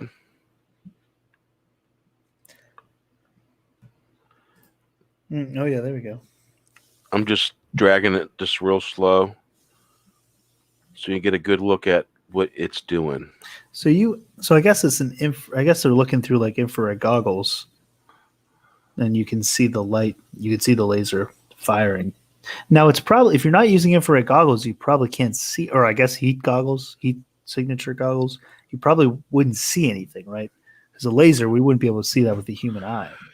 That's a really good question. Probably not. We probably wouldn't be able to see it. And so this probably you would have to have infrared or red lensed glasses, or you would have to look through your phone at it to see it. But in order to see it, you'd have to have like a direct look at it. Otherwise, you might not see it. You might see this little flash here show up on a camera, and you might see the laser show up on a camera. Because remember Jane was talking about the remote trick? Yeah. If you look at the I did it. I recorded it, and it does it. It is. She's right. It's a purple lavender like color light, and she's right. Because as soon as she said it, I did it. I'm like, oh, cool. You have to be looking right down at it, right? Like, you have to be looking straight at it. I pointed the right at it, and what I was doing is I was just hitting the volume button. Yeah. And caught a few seconds of footage on it. Yeah. Yeah. Yeah, well, it wouldn't be as cool as seeing color lasers. Yeah, like in Star Trek. I think that's only the picture shows. So if you were going to war, like a future war, and you had a laser, an army that had laser guns, you would have to have like some sort of goggles or contact lenses or something so that you could see when they were firing at you. You wouldn't know otherwise. Plus, think of it this way. Like laser tag, you don't see laser. You don't see the laser of the laser tag. You just know you got hit. Eventually, you would probably. What it'll do is it'll probably force the development of developing shields, energy shields. Mm-hmm. Yeah. Yeah. Also, probably would push, like the transhumanism, the super soldier type of thing, where you would, they could implant your eyes or mix them, either genetically or robotically, where you would have that infrared vision or like night vision, heat vision, so you would be able to see the lasers without any need for any kind of goggles or anything. But then that gets scary. Hey, that's kind of like what we were talking about with the Hobbs and Shaw movie. Yep. He's to bring it back to that, it's Idris Elba is basically a transhumanist soldier, super soldier of the future. He's got all this ability. He's logged into a system that has control. Man, he kicks ass in that movie. Yeah, he really does. He quick. I like that guy. The actor, he's good. Yeah, Idris Elba, he is good. Yeah, but I mean, that's they definitely want to push that kind of that kind of militaristic future, the super soldier program stuff. I mean, who knows? They probably are already doing it. No disintegrations. Yeah, you have a bunch of Boba Fett's, or they create like a visor like that, like Boba Fett's visor. So, who'd have ever thought that you got, for lack of a better word, we're gonna call it a predictive algorithm in movies?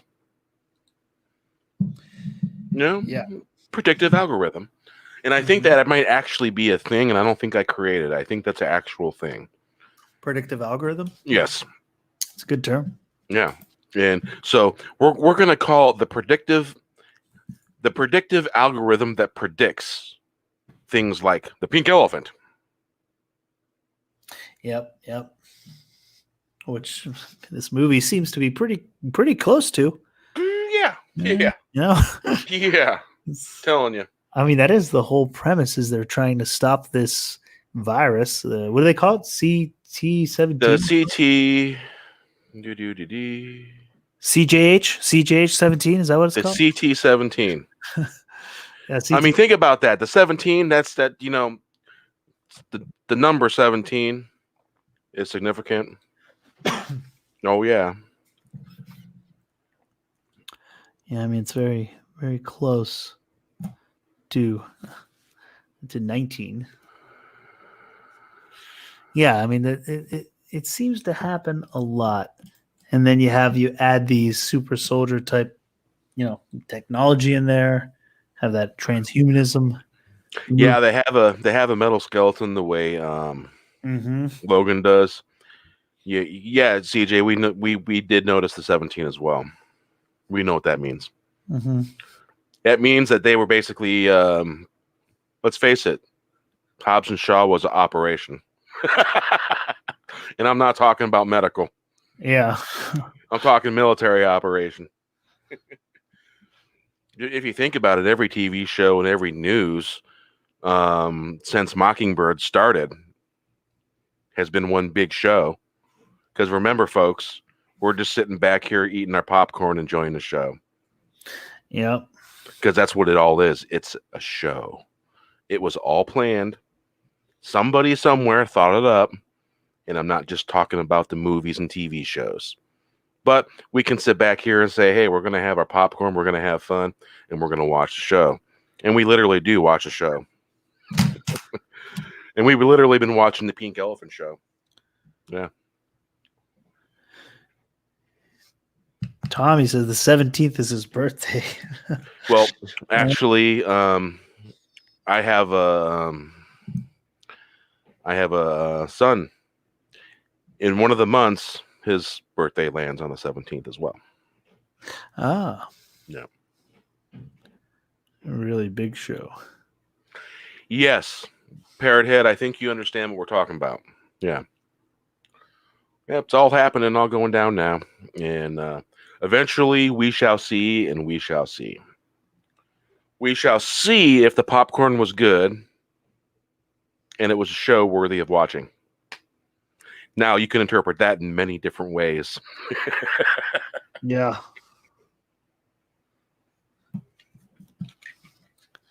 All bow before the toxic man flu. Because, you know what? And basically, when I was following the Grateful Dead, the whole time I was following the Grateful Dead, they were telling us that TV, movies, and all that stuff was fake.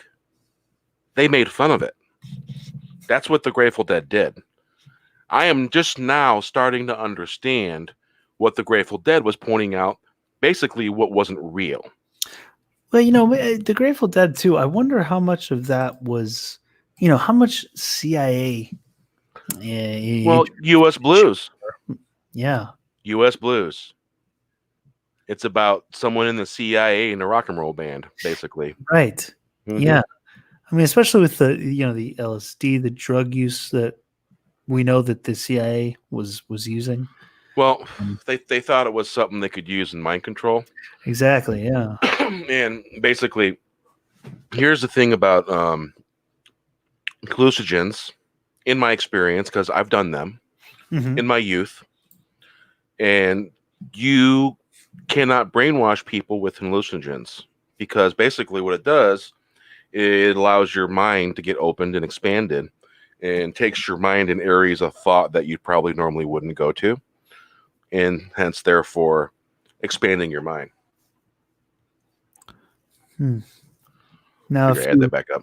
if you combine that with, music that is, Now, let's say they've got you in the LSD, kind of state, or they're promoting that, and then you combine that with music that's giving you subliminal messaging, could be a powerful tool. they use the Beatles that way.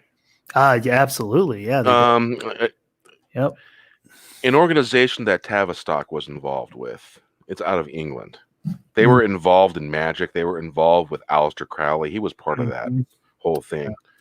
And you hold the whole PID thing, with Paul McCartney. Paul McCartney is dead movement and stuff. Right. Yeah. And what they say happened and what people think happened, and all the subliminal, the Beatles, they paved the way for putting subliminal messaging on their records. I mean, everything from let's see. Well, I mean, I guess you'd say Sgt. Pepper on was, there was a lot in there with the Paul from post 66 October, yeah, 66. Yep. or is it September? But you see, those are major occult days. You got to remember, September 11th is a major occult day. There's other months that are major occult days. Yeah. Also, when they do certain things. Yeah. Also, the state of the moon. That's also a big occult kind of period. When the moon is in certain positions, how close it is to the Earth. The full moon, super moon, blood moons. Those are also significant days. Put that picture back up from the Matrix real quick. Oh yeah. Let's see here. Was here. Now, there you go. Now you see the right bottom corner right here. That day when they did that, that was a sacrifice that day. Straight up what that was, because that's that. Yeah. In our opinion, I guess we got to add that. Yes, it is. It is in our opinion. In our opinion. But if you look at a lot of the old Celtic holidays around those times, there was basically good ceremonies done by the Druids, and then there was a group of people that got a hold of those ceremonies and perverted them. That's the gist of it. I mean, you literally, it's something from a fantasy book about history that you could read and think, oh, that sounds a lot like fantasy, but it's not. And when certain things happen on certain days,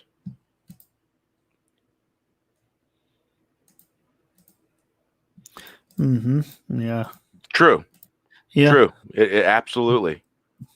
Absolutely. It is a tuner. Yeah. Yep. And basically some hallucinogens will allow you to see multiple realities at once, if you're strong enough to get through that and see that. Another thing that's really interesting when you talk about, the frequencies you tune into is right when you have with the government, they had a program. I forget what it was called. They had a program for this too, but it was remote viewing. I don't remember now what the name of that was, but they would, they had people that were able to remote view across the planet. There was, I know one case, there was someone in a room in America at a facility, and they were able to give an detailed account of a Soviet missile silo. Never been there before, and they gave a detailed account. And when they went there and they actually, the U.S. got into this silo, they found it was exactly as this remote viewer was had described. Like they wrote. I mean, they drew a picture of it and everything, and they found out it was as described. Mm-hmm. I think that was in the 80s. I think it was during the Gorbachev. I think it was during that era. I may or may not have known somebody that was in that program, but they're no longer in the living world no more. Oh, interesting. Mm-hmm. Yeah. Very interesting. That's a Fireside story. Yeah. A story I can't tell on a live stream. Right.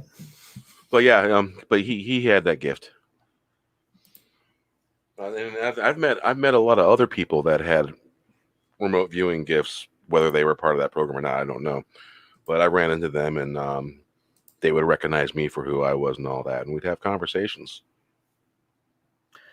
Yeah, it's an interesting. You can't lie to those people, man. I've met a few. You cannot lie to them. They see it all. Yeah. They see everything, and they get it. Basically, your energy when you come around them will basically tell you everything that you've ever done, and so they can see it all. It's amazing. Yeah, that's a very interesting ability. And I can do it every now and then, but I mostly do it when I'm asleep. Yeah. Well, from what I understand of the program, most the actual real kind of viewing, remote viewing, they had to be sort of in a sort of a meditative kind of sleeping state too. When they were able to do this, I don't think they were totally awake. Although I mean, they were awake to an extent, but it was more like a meditative state where they transcended somehow, or left this part of them at least left this plane. Right. But I know they weren't exactly awake, but they were to enough to the extent where they were able to draw things, in real time and describe what they were seeing, even though they weren't really totally there, For me, how it worked with me, I would astral project. And yeah, right. That's what it was. Astral projection. Right. I could walk around the neighborhood, check things out. And there was one time, my friend John, he's known on here as Hammer, if you ever see him in the chat. I've seen Hammer before, yeah. Yeah, he's one of my friends from the old neighborhood. One of these Saturdays, I'm going to have a couple of my old buddies from the old neighborhood on here with us, and we're going to tell some stories. Cool. Of our infamous days. Yeah. My friend David, and his nickname we were growing up was Orts. We called him Orts. And we had some hellacious times, man. We did some crazy ass shit, man. Metalheads, hippies, whatever, man. We were all of it. We did all of it. But we'll have him. We're gonna have him on here one of these Saturdays. Yeah, that's cool. Parrot Head, what do you mean what's Stargazer? What is that? I'm not sure what you. Oh, it reminds me of something. What is Stargazer other than the ship from the Cards Past? Yeah, I'm not sure. Might have been, maybe it could have been referenced to what we were talking about, the astral projection or remote viewing. Yes, maybe it's called Stargazer. Is that another term for it? I'm not familiar with that one, but. Yeah, for me, and the reason why I was mentioning John is because I was walking around the neighborhood, still asleep, and it was like 8-something, 9 in the morning, and he was pulling onto the entry street to my neighborhood, and I noticed there was a power line that was down, and he drove slowly by the power line away from it and came down. And so I whooshed back to my body, woke up, coffee was already ready, had myself a cup of coffee, and had a cup in his hand when I was opening the door and he was knocking on air. Oh. He's like, that was weird. Like, it's like, yeah. It's like, yeah, I knew you was coming. I seen you pull in the street with the power line down. And he just looked at me like, how the hell did you know the freaking power line's down? I'm like, John, man, come on. You're talking to me. I was walking around the Dreamtime, astral projecting. That's crazy. And he just expected weird stuff like that from me, Yeah. But yeah, that's how I knew he was on his way. And so, cup of coffee in his hand before he even steps through the door. Yeah, that's crazy. Yeah, I still do it, and a lot of it, basically, if I'm actually projecting now, it's because I'm going to take care of something. I mean, someone's doing something they shouldn't, and I'm going to put a stop to them. That's basically what that means anymore. So pretty much I don't do it just for fun. It's just one of those things where if I got to do it, I will. There was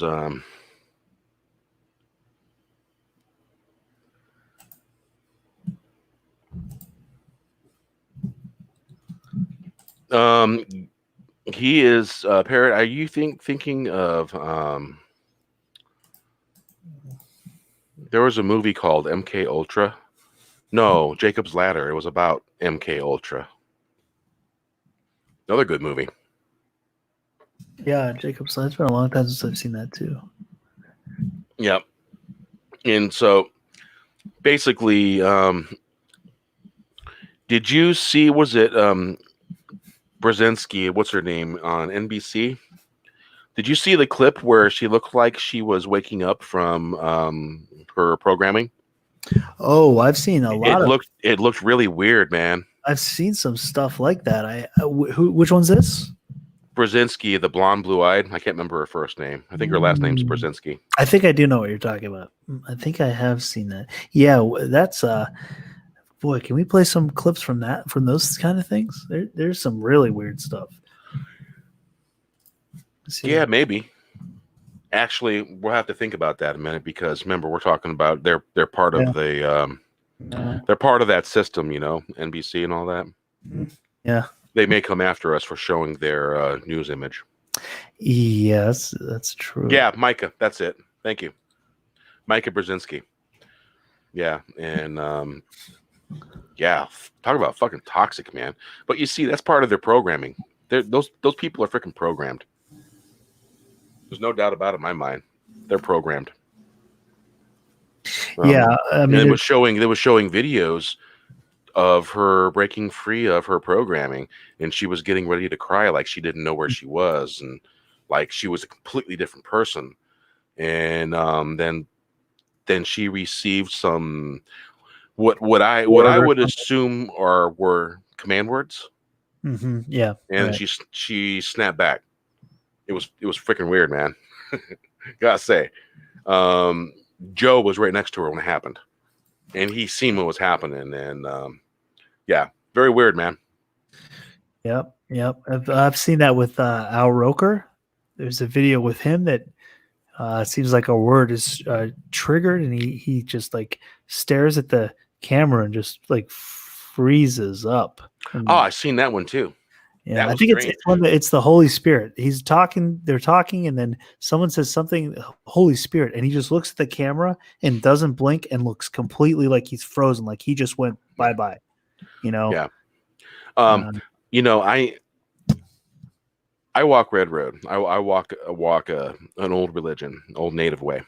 And but I have seen the power of prayer. I've been around some Christians in my early teens, later teens. Mm-hmm. And I was at a Pentecostal church, and they were praying for this elderly woman. And all of them were praying in tongues, every single one. Interesting. Oh man. And when they started doing it, all the hair on my body just started lifting up and sticking out on every end and everything. And it's just like, holy, let me tell you, man, I'm very familiar with white light.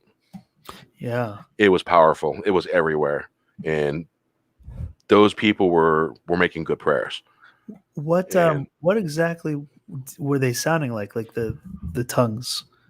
Was it different languages? It sounded like every language you can think of. In I've been in Sweat Lodge and I've spoken tongues before, but that's a different thing. That's a native thing. And it's only happened a couple times, and I don't really remember it. And it's not something that you really remember. It's just the power of prayer. Right. Yeah. Wow. That's pretty Interesting. amazing. Yeah.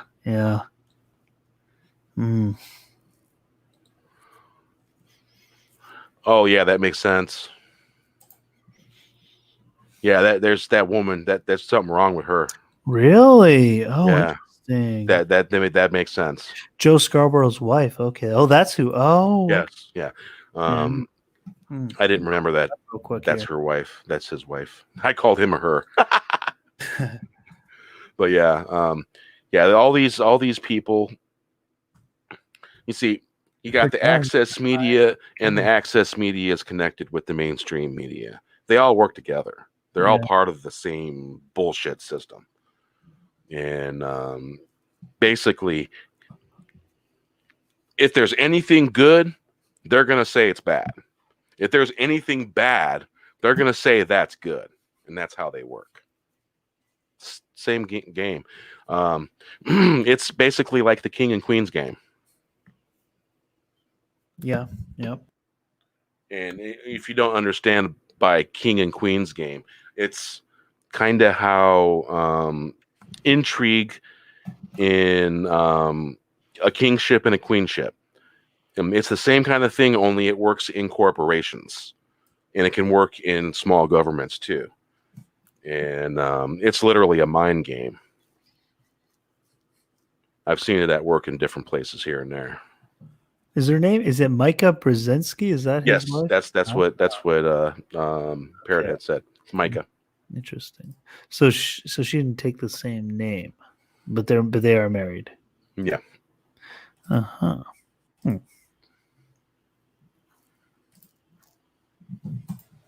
Okay. Yeah. I'm gonna have to try to find the video of that.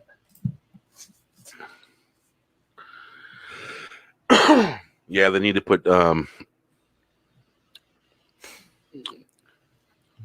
another C in there, then add a P, and then put that in there, and that'd be accurate. Yeah. Yeah.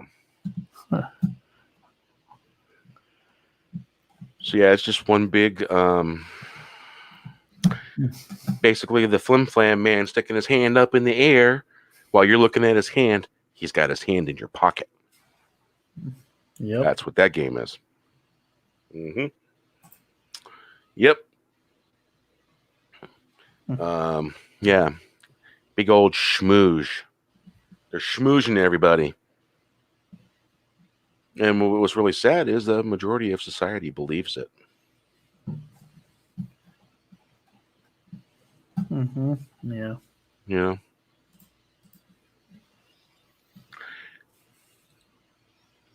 Yeah, pretty much. Yeah. Yeah. And you know, Fox News has really gotten bad too. You know, it's all bad, really, if you think about it. Because you got basically 6 or 5 corporations that owns all the news media networks. Yeah, it's like, and that's counting the news rags. They're all conglomerated under 6 corporations. Yeah. And that would include Fox News as well. They're owned by a major big corporation, and the majority of all those corporations are foreign. Yeah, they are, or at least have some headquarters overseas. I mean, look how our movies are marketed. They're marketed so they'll sell well in China. Rose Tico, the character of Rose Tico. And they could have done so much with her character that she didn't have to be a space janitor. You know what I'm saying? You know, they could have made her something significant. She could have had a kick-ass story. And she, as far as I was concerned, she was a beautiful woman, and they just totally wasted that. Yeah. Oh yeah. They made her as plain and, you know, unattractive as as you could. putting her janitor's outfit. Yeah, it's and the hairdo. They just didn't. They didn't for trying to promote, what ethnicity or whatever they were trying to do. And they didn't do a good job of it. They could have done a much better job with her character, her look, they basically just forgot about her in the third movie. Rise of Palpatine. Yeah, I'm gonna use an analogy here. And people that run Greenpeace, they're great at running Greenpeace. Okay? People that run Greenpeace can't write movie scripts because that's two different things. And I think that's part of the problem is a lot of people that are writers in Hollywood became like protesters from Greenpeace. And they started doing something that they weren't suited for, they weren't talented at. And so they stepped out of their talent bracket where they had to go learn a new talent. But you see, they weren't put there to learn a new talent. They were put there to purposely ruin it.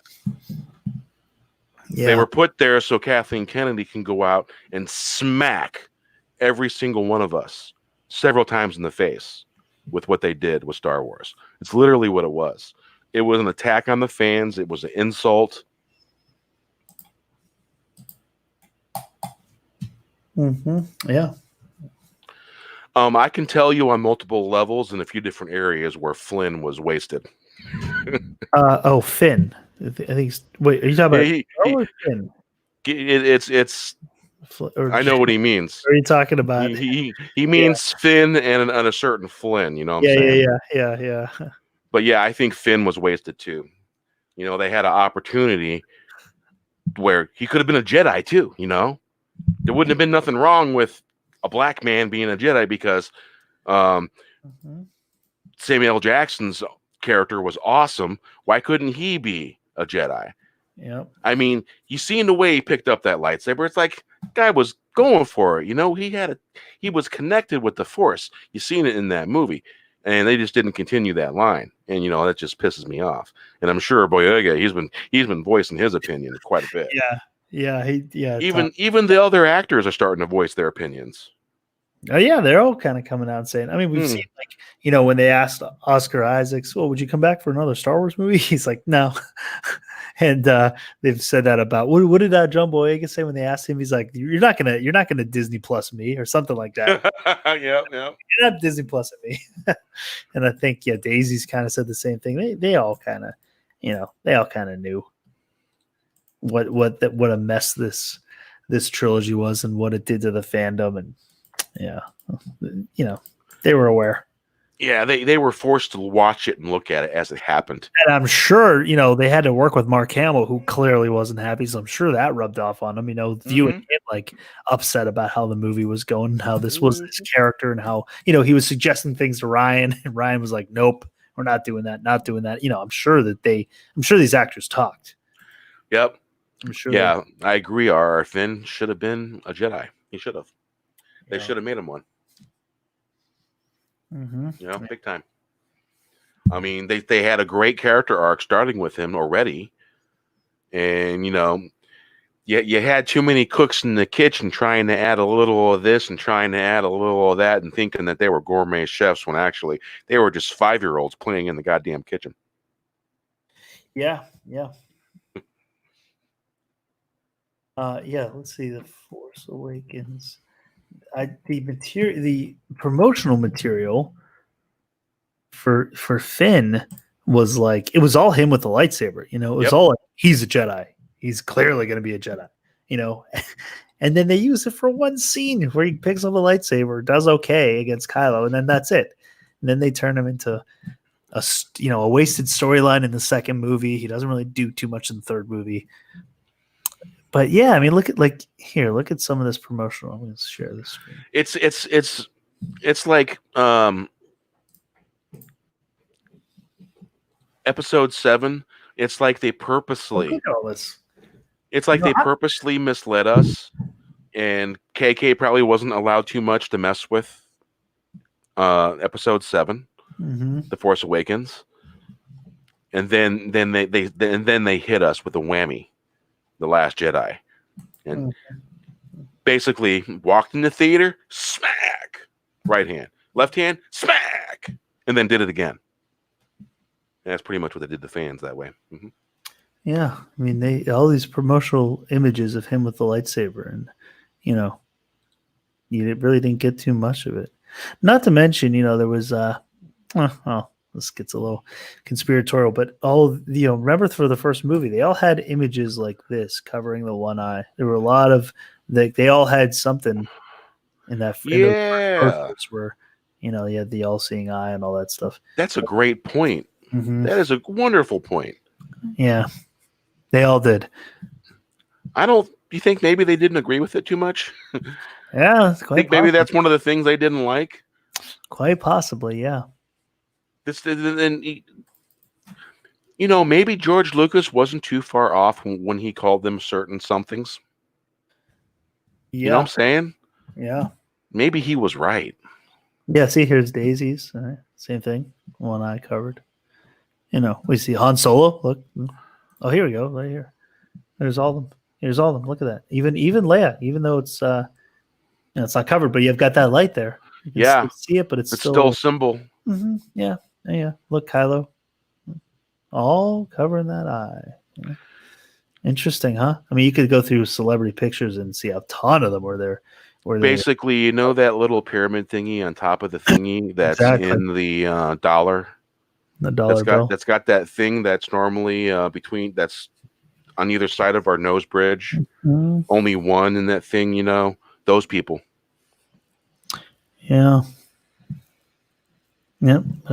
And then even here, even Last Jedi, look, still one eye. Same thing. Only showing us one eye. Yeah. No, you didn't have it here. You got the Emperor's right digital toy that they used for that promotional poster. Oh, here, look again. Yeah, they did that too. Yeah. So you got that. You got this. Mm-hmm. Very interesting. A lot of symbology. And you know that stuff wasn't in it before because you know George Lucas had absolute control over what he was doing. Yeah. In his stuff. Boy, wouldn't this look like a cool poster? Too bad we didn't get anything close to that. Yeah, really. Yeah, see, that's the Luke Skywalker I remember from the books, you know. Yep, right. Yep, that would be the Luke Skywalker I would have expected. He was so powerful he could go into the Force and back.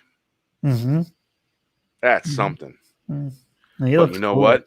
They wouldn't want to give us 40-somethings and 50-somethings, that would they? Because after all, it was aimed at tearing us down emotionally. Yep. And that's the truth. That is the absolute freaking truth. It was aimed at 40 and 50-year-olds to insult us. Yeah. That just, I don't know about you, man, but it really pisses me off. Basically, what they did is they purposely destroyed Luke Skywalker. Yeah. That's called humiliation. Mm-hmm. That's a ritual when they humiliate people. The all-seeing, yeah, that's right. That's ritual humiliation. So basically, they were ritual humiliating Mark Hamill. Yeah, that you know what that is a thing. Yes, it is. It is. Mm-hmm. Yeah. Fucking entertainment can be sleazy, man. Yeah. Telling you. Yeah, or that. Yeah. Yeah, Lucas knew where the story was going. He wasn't making it up as he went along. Right. Yeah. That's true. That was one of their biggest mistakes, if not the biggest, is just not having a story that they stuck to from the get-go. Not having, you know, I mean, if it was going to be JJ, then have JJ come up with the whole story. But they didn't do that. Oh, well, Rian Johnson write his movie. Oh, we'll let Colin Trevorrow write his movie. Oh, we didn't like Colin Trevorrow. We'll have JJ come back and fix it. George Lucas, in a sense, let it happen, but he was also tricked and lied to. Yeah. Both Kathleen Kennedy and Iger. And Iger admits it in his autobiography. Mm-hmm. Yeah. Amazingly. Yeah. Yeah, they did. They did. They did. Hmm. And it I don't know about you guys, but it pisses me off they did that to him. Yep. Yeah, he was interviewed recently because Mark Hamill, because Yeah. he's going to be he's in an episode of What We Do in the Shadows, which is like a vampire kind of spoofy vampire show. It's based on the movie that one of the guys, Jerome from Flight of the Conchords, he wrote it and he's in it. So they did a series off of it, and it's kind of like a dark comedy. And Mark Hamill was such a big fan of the show that he's going to be in an episode. They asked him to be on it, and he was interviewed about it. And they asked him, they're like, "Hey, have you?" I guess he was also asked about his Joker. His role as the Joker in the Batman animated series. And there's a Harley Quinn show that's coming out now, which I haven't seen yet, an animated show, but I'm kind of interested. They asked him, they said, "Have you seen this Harley Quinn show?" And he says, "No, I didn't." And they say, well, they kind of poke fun at certain things, like the release the Snyder cut. I guess they kind of joke about that. They also joke about The Last Jedi haters. And Mark Hamill perks up immediately and says, "Oh, really? Oh, then I have to watch it then." So you kind of tell, he's kind of like, "Oh, really? Yeah." He gets excited about that. So, it's just all these hints that he's just unhappy with the role that he was given in those movies. It is in my personal opinion that George Lucas needs to sue the shit out of them for ruining an IP. And there are things that protects icons and things that are considered part of American culture. Star Wars is definitely one of those things. It'd be like the equivalent of a physical landmark or something, a monument or a landmark. You can't mess with it. You can't you can't bulldozer it. And that should be kind of like the equivalent. That would be cinema. Basically, the Disney bought the Taj Mahal. They bulldozed it and built the square house there. Yeah, or bulldoze and put up like a magic. They turned it into like a magic kingdom. Right. That's pretty much what they did. Yeah. And they turned it into a ride. The Taj Mahal. Come ride the Taj Mahal. Yeah. Iconic things that are American Americana that should be protected. And Disney's proven they can't do it. Mm-hmm. They cannot do it.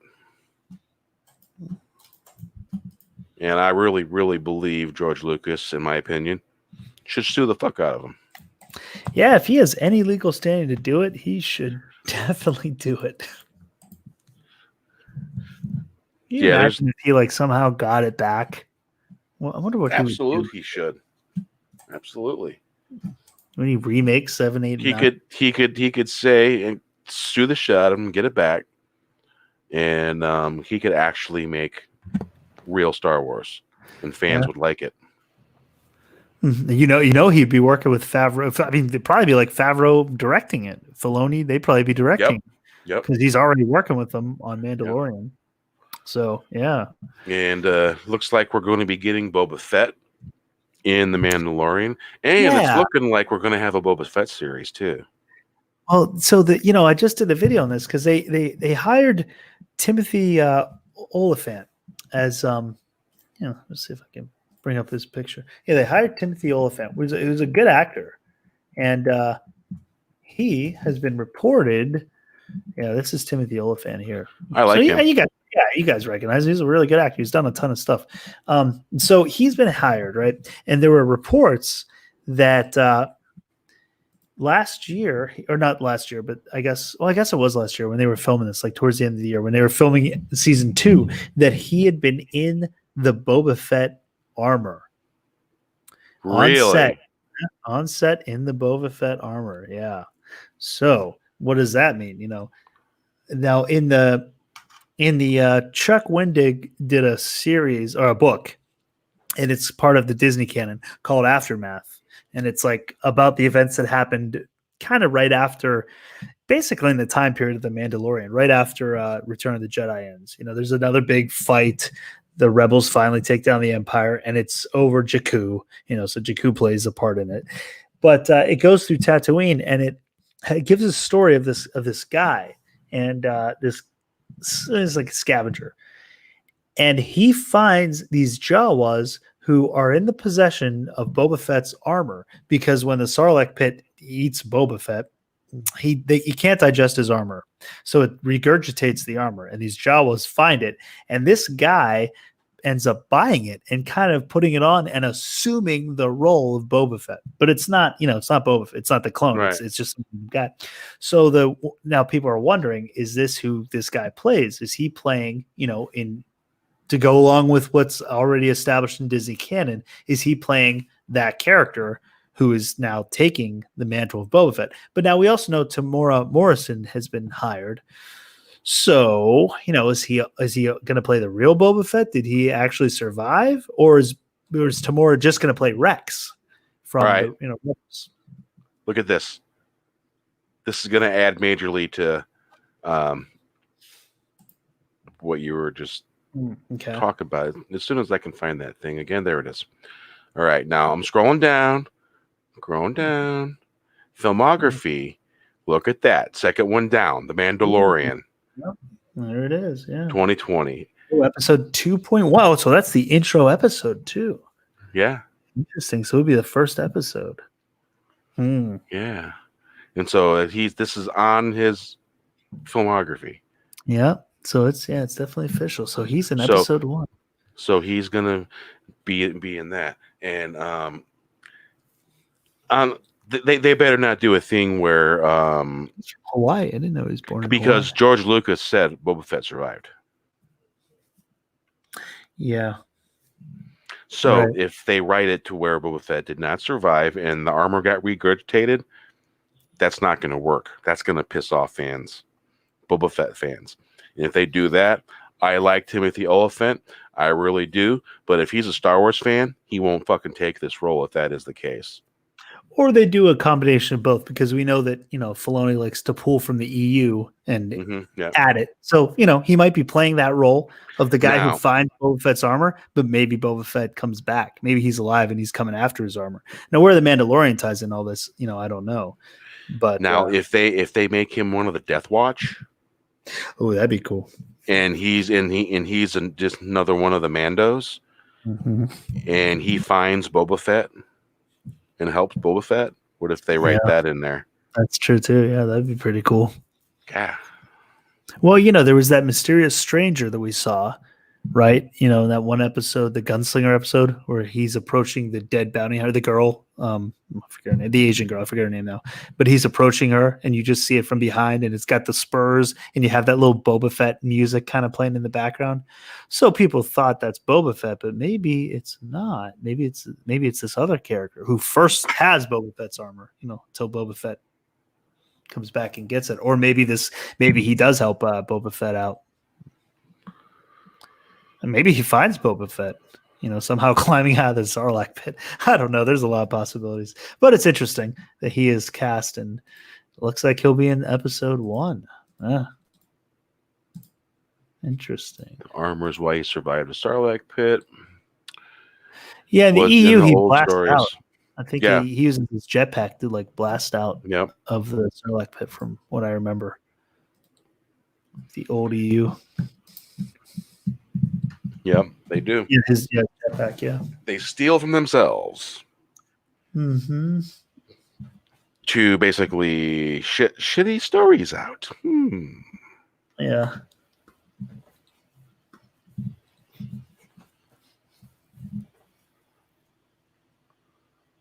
But, if they've got George consulting with them, you're going to get the best version of Star Wars we can get right now. If George is a part of it, at least. And, it's pretty clear that Kathleen has not been a part of Mandalorian, nor is she welcome anywhere near the set. So,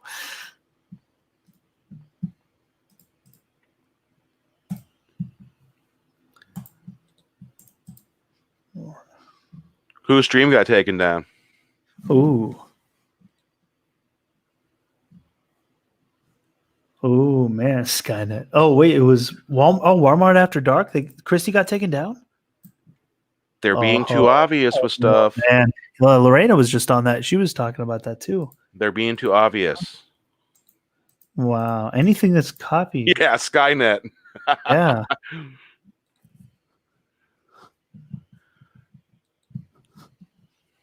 Yeah, they're being too obvious is what they're doing. Probably talking about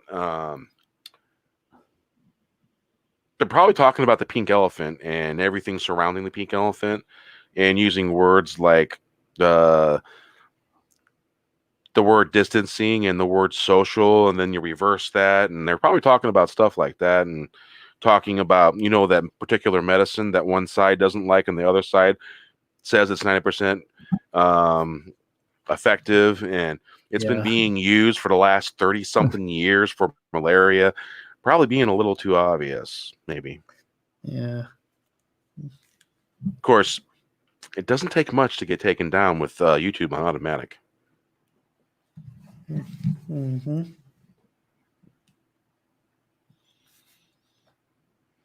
Yeah, that is true. The Sarlacc pit does take centuries to digest.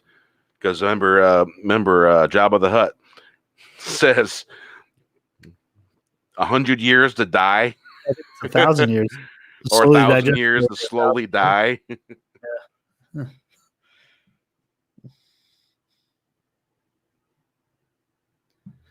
Wow, Tommy, did their stream go back up, or was it like taken down? They were talking about Ryan Kennel and Drunk 3PO's pick. We were talking about that on John Talk's stream. Yeah, but you didn't show it, did you? No, we didn't show it. But he just says they were talking about it. No pics, no picture. Really? Huh? Wow. Hey, what's up, Kick? Wow, that's crazy, man.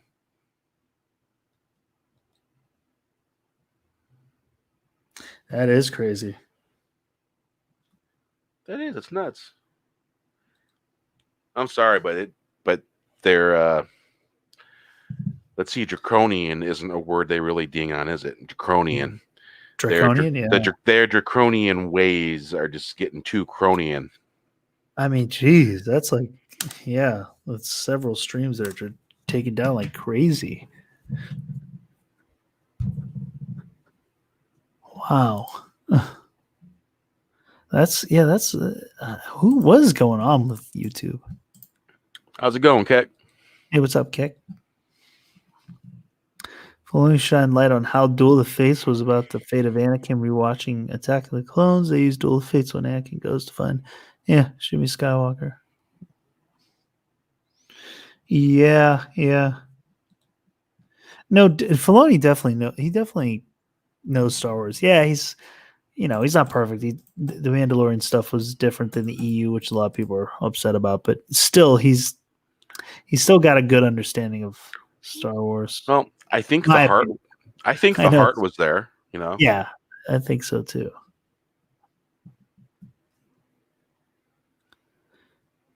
I mean, I don't totally disagree with the EU, hardcores. Yeah, toxic man flu. It's that tool probably isn't gonna work.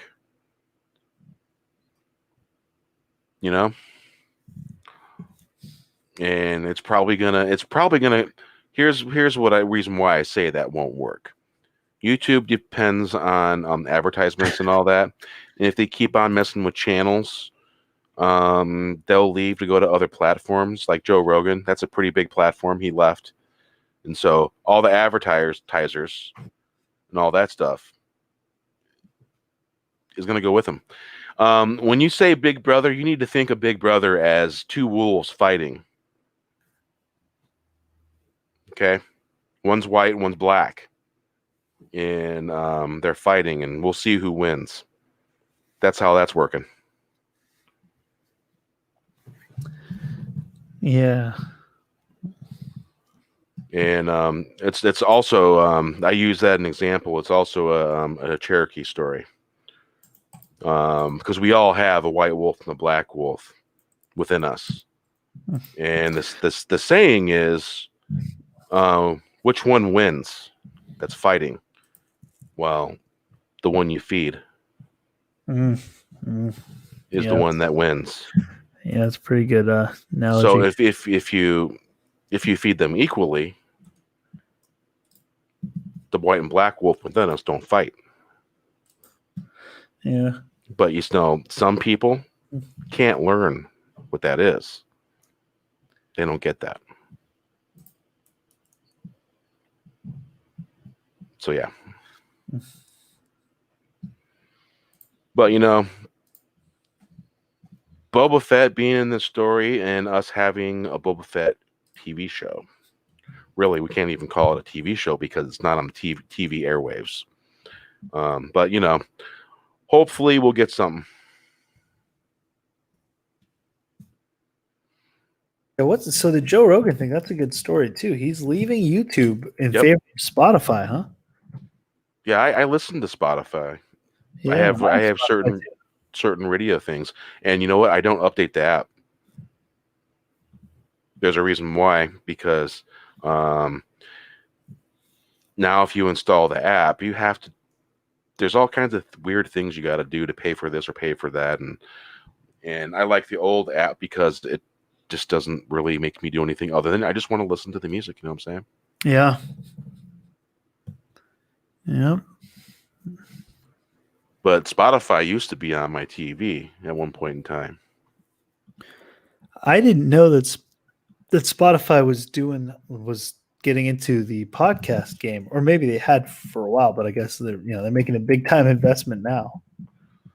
So Spotify, have they gone with a video section now? No, I don't think so. I don't think they have a video. I think it's still just audio.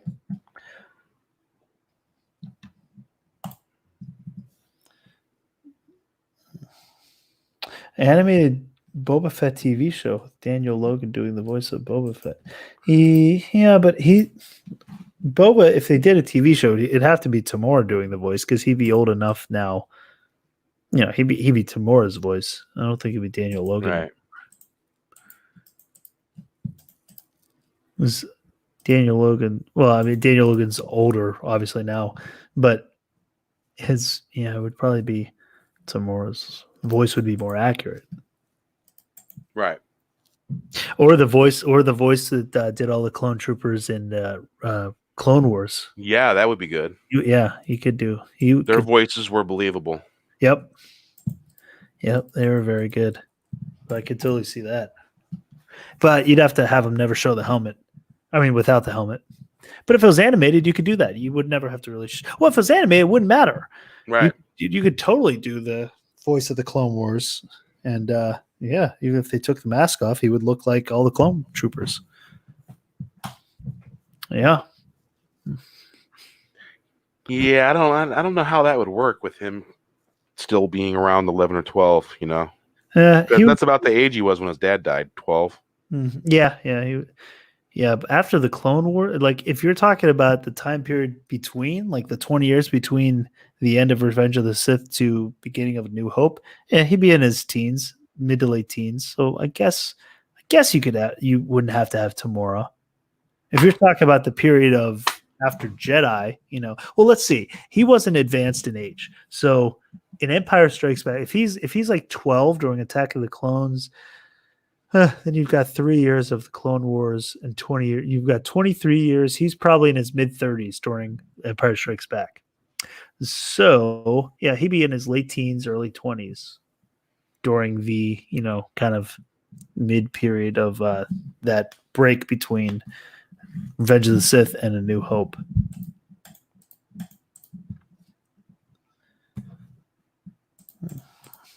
You talking about the voice actor, CJ? Yeah. But he was also. It depends on when you're talking about for, I guess, that series, because he was still a kid during Clone Wars. Yeah.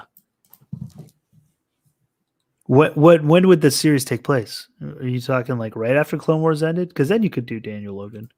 But if you start getting towards A New Hope, I think you got to do Tamora, or you do one of the voice actor who did all the clones in the series. Yeah. Just so it lines up better. Because he'd be Boba Fett after the fall of the Empire. He'd be mid-40s, Yeah, he'd be mid-40s, somewhere almost in his 50s. Mm-hmm. Yeah, he'd be mid-40s probably. Like in the time period of Mandalorian right now, which is 5 years after Jedi. Yeah, he'd probably be. Let's see, Empire to Close Jedi, to 50 something. 2 years, right? Or a year, 2 years in between. So 35, 6, 7, 8. Yeah, he'd be probably mid-40s in the Mandalorian. He'd probably be mid-40s. Yeah, because if they don't get him, they need to get someone else that's Samoan. You know? Yeah. Because as far as I'm concerned, the Mandalorian, they should for the Boba Fett's family line, they should use Samoan people. Yeah. Because the original actor is Samoan. Right. And unfortunately, I think The Rock, he would be too big. Yeah. He's wrong size. Yeah, he's definitely too big. Because Boba Fett wasn't real super tall. No, he He was wasn't. about what, 5'10", something like that. Yeah, he was like average height, it seemed. Oh. Yeah. There he did. Oh yeah. No, yeah, they did do that story. Well, there was an episode of Cad Bane and Boba Fett where he was on a mission with them, but it did not get made. I was hoping when they announced this last season on Netflix we would have gotten that, but unfortunately we didn't get that. But yeah, I did. I actually saw the unfinished footage, the like early digital animation for that episode. I saw it at let's see, that was Star Wars Celebration in Anaheim. I went to the Clone Wars and Rebels panel, and Dave Filoni showed that to the audience, so I got to see it. It was pretty cool. It would have been a great story because I love Cad Bane. His character is fantastic, and we don't get a closure to him. We don't know what happens to him, but that also means who knows? He could pop up in the Mandalorian if he survived. Could. And he was pretty Very good well surviving, so I think it's very possible. I don't know how old he'd be. He'd be old. Well, I don't know how that race ages. Cad Bane was a blue alien race. Yeah, he was the what the heck are they called now? I forget that. Let me see. I forget what that. And race is. wasn't he really tall? Yeah, he was tall. Oh, Doros. Yeah, he was a Doros. Yeah, Duros. Doros. How long lived is that species? Yeah, he was 6'1". He's 6'1", so yeah, he's my height. Let's see, Cad Bane.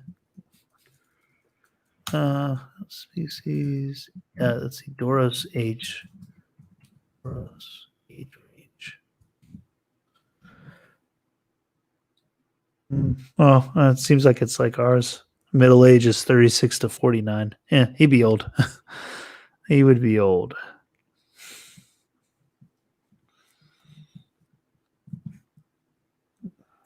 So yeah, he would. Mm-hmm. What's the longest lived one in existence? Does it say? Yeah, I'm looking at it right now. It looks like it says venerable age. It just says 70 plus. Oh, so they're like basic. They're like basics, as in human. Yeah, they're like human. Yeah, basics. Yeah, seems. Yeah, so he'd be. Let's see. Boba Fett. Let's say he's in his 40s. What if he'd be like 70 something years old in that Mandalorian. Now, he might his species may age better. Yeah, they might still have. Yeah, maybe. Maybe they keep their abilities longer. I don't know. 70's not too old though. I mean, he could pop up. He could pop up. Yeah.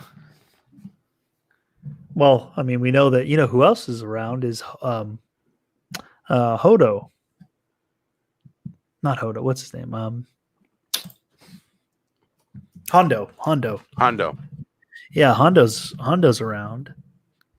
Well, he's at least around because he's in the game, or not the game, the ride for the Millennium Falcon ride at Disneyland in Disney World. It's Hondo that you're on this mission with, so he is around.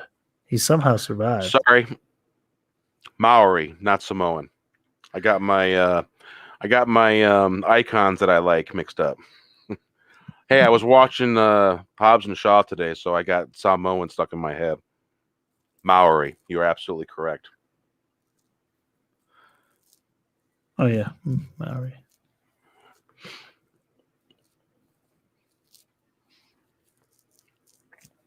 Yeah, now believe it or not, I've worked with a lot of Samoans over here in Washington State, and I had a real hard time keeping up with them.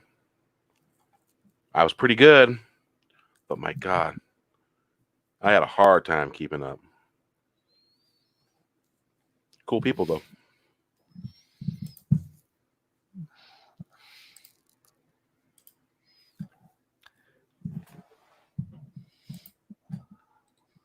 I would love a bounty hunter series. That'd be really cool. Yeah, Hondo Cad Bane. Oh, the chick with the antenna. She dies. Yeah, who kills her?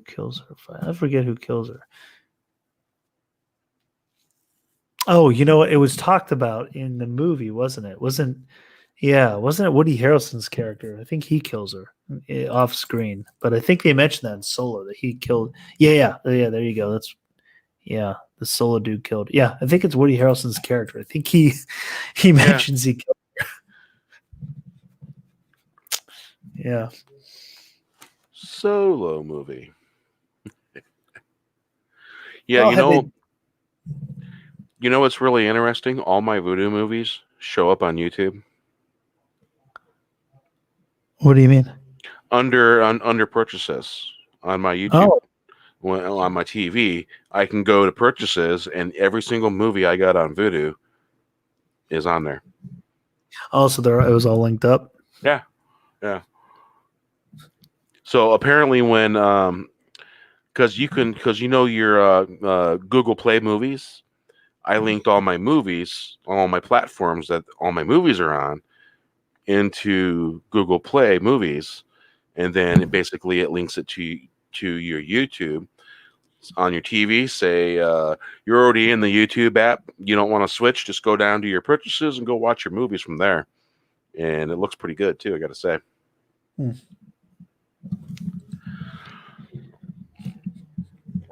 Yeah, more than likely it's probably going to count because they mentioned a canon character's name, that he killed.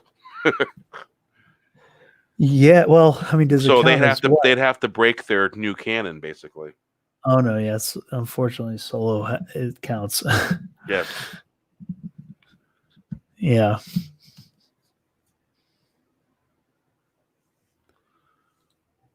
Yeah, I've read those books too. All the Boba Fett series books were really good. They involved Jaina Solo being trained by Boba Fett. I think that's right. That was my favorite. Yeah, he trains. Yeah. Yeah. Yeah. Well, I'll say this: the Solo movies are better than any of the sequel trilogy movies. Well, at least it's like mindless entertainment. I guess mindless fun. It's not, Episode 8 and 9 makes Solo look good now compared to compared to the right. Yeah. You don't even there's nothing really to compare them to, honestly. Yeah. When you put them up to that, it's like, well, it's not so bad, but that's not saying, it's like Han Solo plays his favorite hits. It's the greatest hits album. Instead of taking time and kind of building the character of Solo, where you slowly see him turning into the Han we know, it's like he threw everything in one movie. CJ, Django's helmet wasn't destroyed.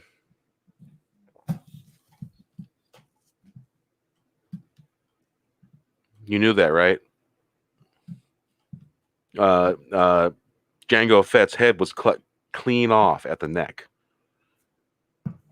And the helmet wasn't destroyed. Because the Mandalorian body armor, they wear a headpiece that goes over their head. And when they put their helmet on, it clicks to it and seals to it.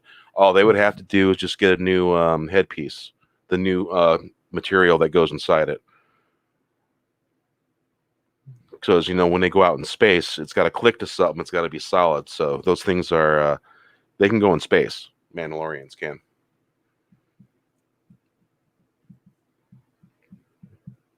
Yeah, that's why they can survive out in space when they do a spacewalk. They got to go from a ship to go raid. They can survive the vacuum when they raid other ships. Yeah, I read all them books.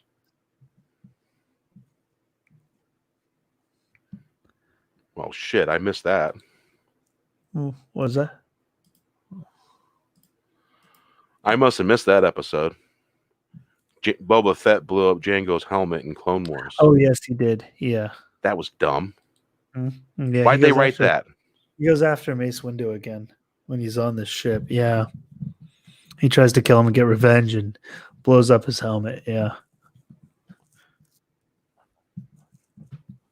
How did he blow up his helmet? I don't care about spoilers. I don't remember. I just remember that episode, but I don't remember exactly. He uses it to blow. I think he uses it as like a trap or something, like a booby trap or something. I think. And I don't know, CJ, if you remember, I think he uses it as like a booby trap to try to lure in Mace because he's trying to like assassinate him or something. So Mace Windu would see the helmet and be like, "Wow, that helmet's familiar." Yeah, something like that. It's from what I remember, but it's been too long. I don't exactly remember how he does it. But I seem to remember him using it as a booby trap. I don't know if one of you guys remember if you've seen it more recently. Yeah, he rigged it to blow. Yeah, he uses it as bait, right? Yeah, it's like a booby trap. Yep. He rigged it to blow up. Yeah. Yeah, that's what I remember. Yeah, it's I don't know. It was. I guess it's kind of dumb. He was, but it's not like it was if it had been his armor, like if we knew that Boba Fett had Jango Fett's armor and now they're retconning it, that'd be one thing. But it wasn't his armor anyway. He never used his dad's armor, so it's okay. I don't know. It's not that big of an issue for me, but I see what you're saying. It is his dad, so you think he'd keep it, but that's his the determination he had.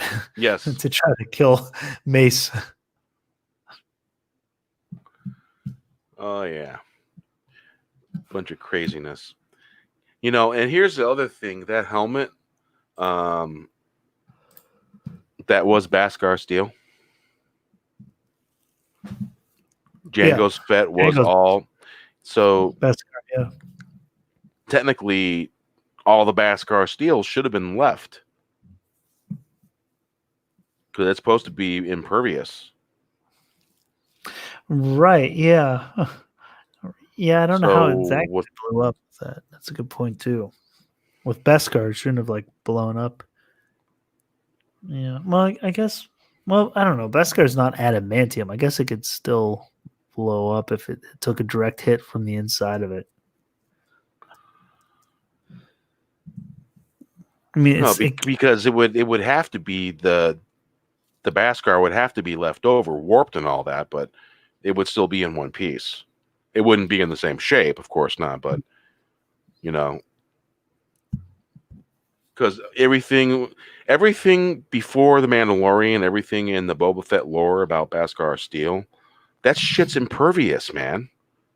Completely impervious. They make ships out of it because of that. Lightsabers can't bounce off of the stuff like it's nothing. Yeah, I guess that's true, huh? I guess that's true. Well, but Boba Fett, I don't think Boba Fett's armor is Beskar. I don't think. He did. Yes, he did. In the old lore, he used his armor. I don't think was Jango Fett in the EU. I don't think he was. I thought Jango Fett was I mean, he was technically because the prequels, but in the Boba Fett's origin stories before the prequels, it wasn't. I don't remember them really filling. Yeah, I don't remember there being a lot. There may be. No, yeah, I don't think there. I think it was just a guy. I think he just found the armor somehow and used it, but I don't think it was Beskar, and I don't think they hadn't fleshed out the story of like Jango Fett and he was a clone. I mean, that all that stuff came, I think, with the movies. Right. Was Jango in the but was Jango in the EU prior to Attack of the Clones? Is what I'm saying. I don't know if he was. Yeah, I don't remember that, but maybe he was. I'm not sure. It's I been a thought long time Jango- since I've read it. I thought but I'm Jango sure. was in the EU as far as Lucas wrote him into the Attack of the Clones, so they created him from that. But I don't think he was around before that, was he? It's very possible. Yeah, I mean maybe Because I remember reading all the EU books and with that involved Boba Fett and stuff like that.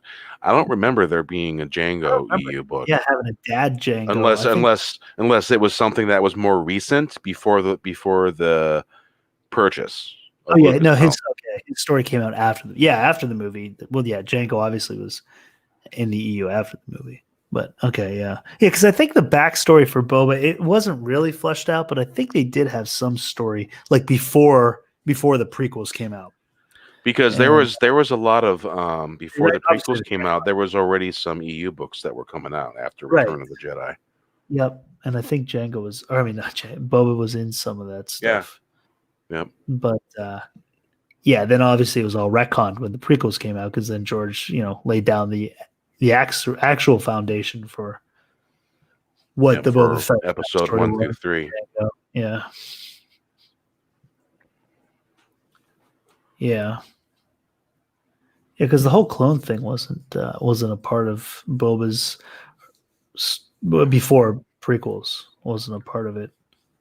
Yeah, I gotta say, outside of Luke Skywalker, Boba Fett is like one of my all-time favorite characters.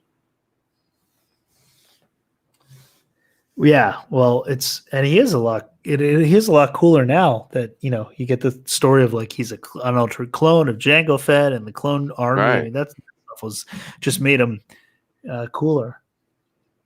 Well, not just him, but the whole all of the Fetts. I guess the Fett family. I guess you could say. Yeah, because Boba Fett ended up being the chieftain of Mandalore. Right. Yeah. He wasn't the ruler of Mandalore. He was the chieftain. Yeah. And basically, and that was based off, from what I remember, that was based off of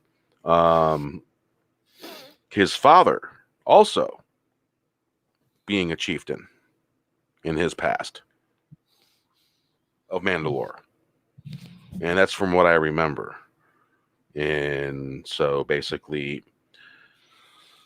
I forget how, because basically whoever was in charge, he had to challenge them in a ritual fight, I believe it was. I could be missing some details here and there. But when basically in the story, when Boba Fett became the chief of all Mandalore, the chieftain of all Mandalore, he had to fight someone that was already the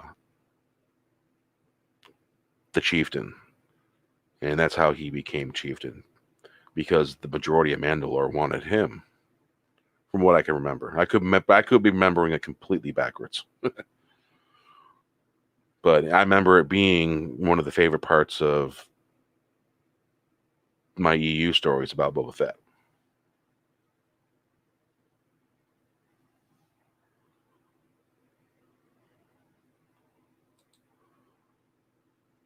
You there, Final? You went silent. Oh yeah. I'm here. Sorry, I actually had my mic muted. I didn't realize I hit the button. You were talking. Yeah, I was talking. I was saying, CJ, the same with Owen Lars, as Obi-Wan's brother, was retconned as Obi-Wan having a brother named Owen. I don't remember that either. That same with Owen Lars as Obi-Wan's brother. Are you talking before the prequels? Because I'm not sure. I don't remember. Are you talking about the Star Wars book?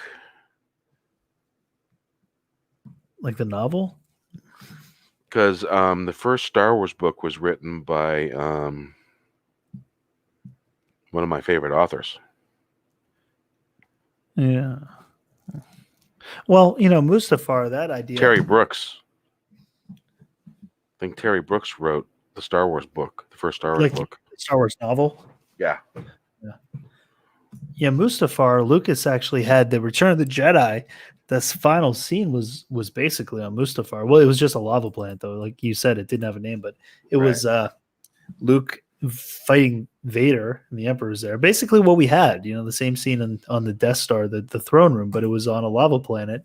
And Obi-Wan, the Force ghost of Obi-Wan and Yoda, come back and help Luke fight the Emperor, which is kind of what we thought we were going to get with maybe Rise of Skywalker. Yeah. There's rumors that Luke and Anakin were going to come back and help Rey, and we didn't really get that other than that voiceover scene, which was dumb. So apparently the rumor I'm also hearing is what's the name that played Anakin Skywalker was fired. Hayden Christensen? Yeah. That Kathleen Kennedy fired him. Yeah, well, I have heard things like that, and he had filmed some stuff. They cut it out, and it's such a terrible set. How do you have the Rise of Skywalker when you're finally fighting the Emperor, and you don't have Anakin Skywalker show up? That's because she wanted to slap all men in the face. That's what that was about. Luke doesn't show up. Anakin, they just their voices. You can do it, Rey. You're the chosen one. It's so dumb. They weren't. Why do it? Why do that? It's just stupid.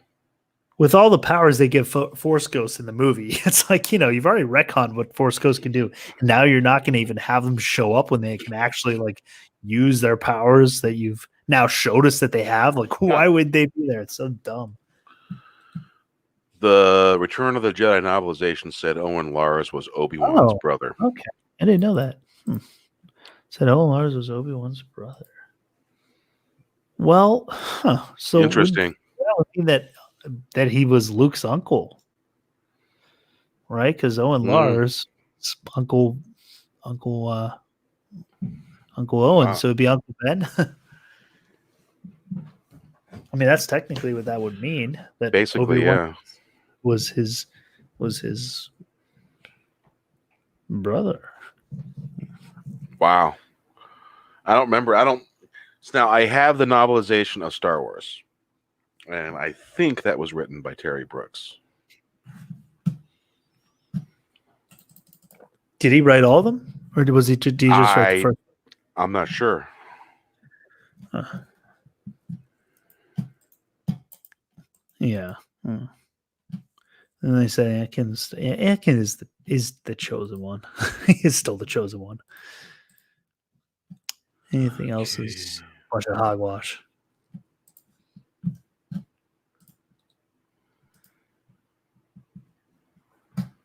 Nope, I don't think that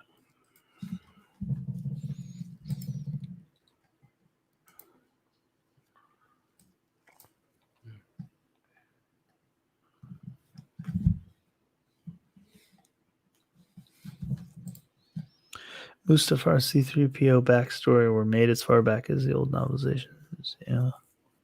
Yeah, they retconned C-3PO's backstory too with the prequels. Is that Anakin didn't originally make him? I don't. Yeah.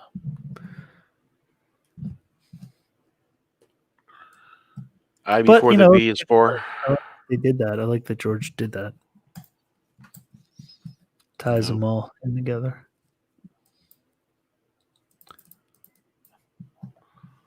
All right.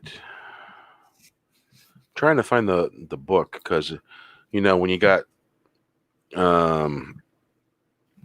all these Star Wars books and all that, it's hard to find the first book. You find all kinds of stuff but what you want.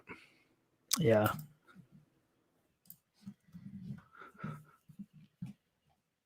It wasn't called A New Hope back then.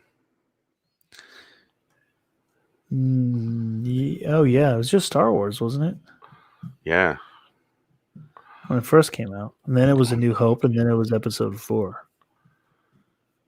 Because I'm looking for the first original book. They should have some images of it at least.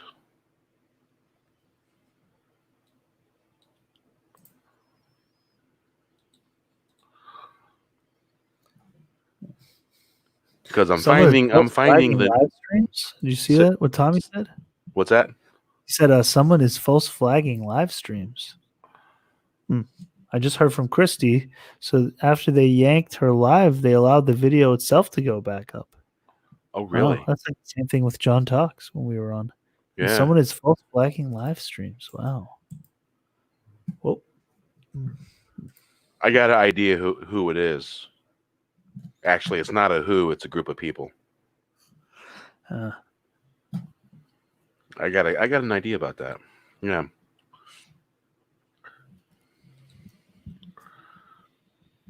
Yeah, I can't find the original.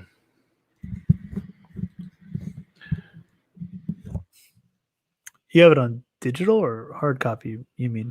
I have the hard copy of the book, the original one. Oh, I found it right here. Nice. I found a picture of it. Okay, and I'll go to there. That's not what I wanted. Damn it.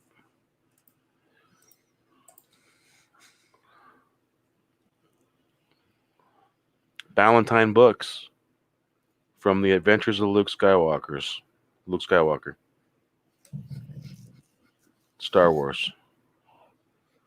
Yep, that's the original book. I have that book somewhere in storage. Let's see if we can add that up there.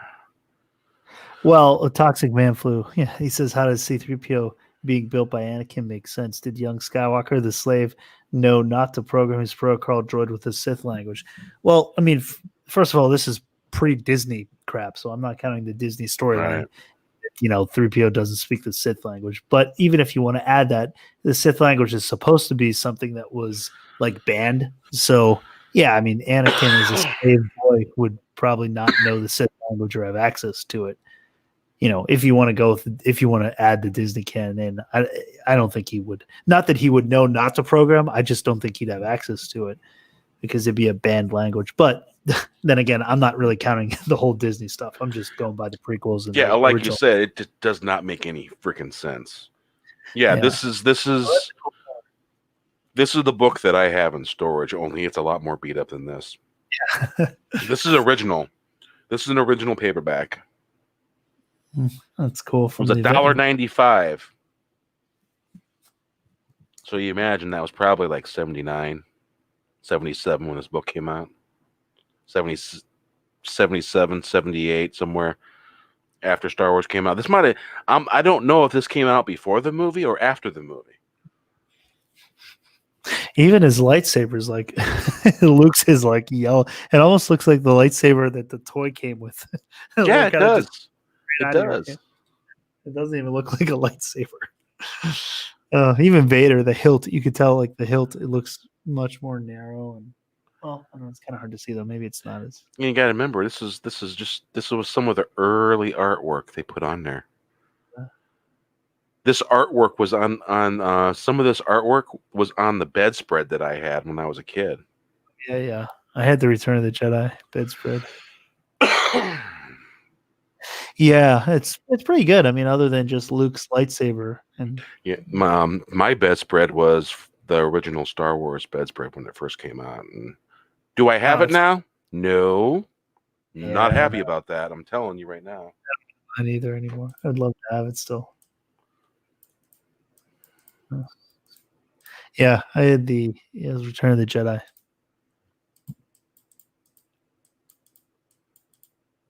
So I remember I had like Jabba on it. Love the knife silhouette exactly matching the wreck of Death Star 2. Made sense on every conceivable level. Yeah, we agree with that sarcasm. Yeah. We definitely agree with that sarcasm.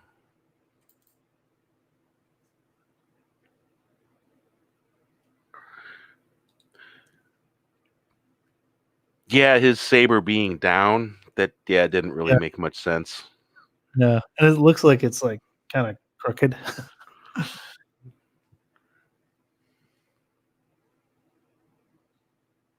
I love the knife silhouette actually matching the wreck of Death Star 2. Yeah, it made no sense.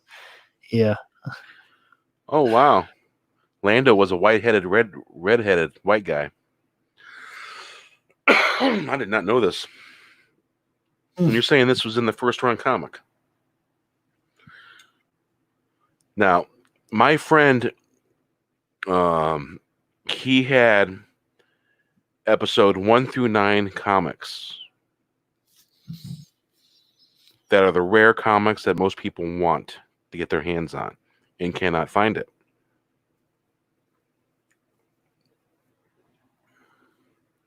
And it was the whole Star Wars story in the comic.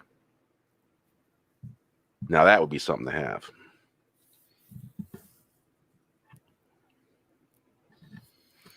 Yeah, my Luke Skywalker had a yellow lightsaber. Yeah, the toy. Yeah, The original counter toy. Yeah. Yep. Yeah, mine did too.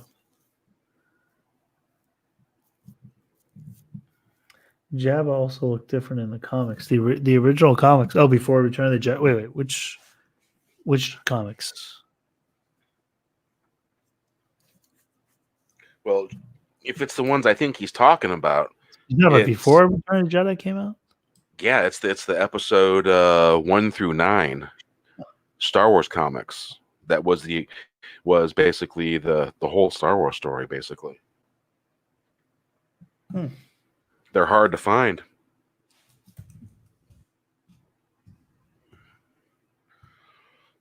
Yeah, those must go for a lot of money. They were taken out of print.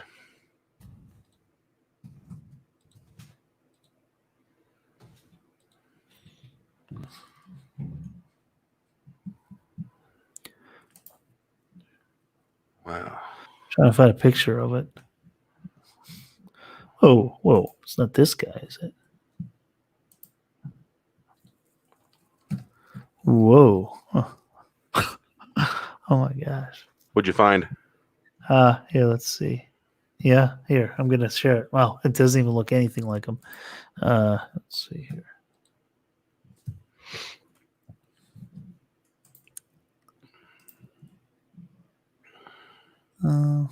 Which one? I had too many tabs open. Gotta get the right one. Yeah, that would be probably accurate for those 9 comics, $6 to $9 grand. Yeah. Yeah. So yeah, this is the history of Jabba the Hutt, or the truth about Jabba the Hutt. So this is the human, that played him because they couldn't get a good costume going, so they put. But here's the comic. I think this is what he's talking about here. Yeah, novelization. Yeah, that's the Jabba comic. Yeah. Oh, Marvel Comics adaptation. Yeah. Yeah, I'll pay you, Jabba, but not because you threatened me. Yeah, so that's Jabba. That's Jabba the Hutt. Wow, I actually did not know that that's what he looked like at one point.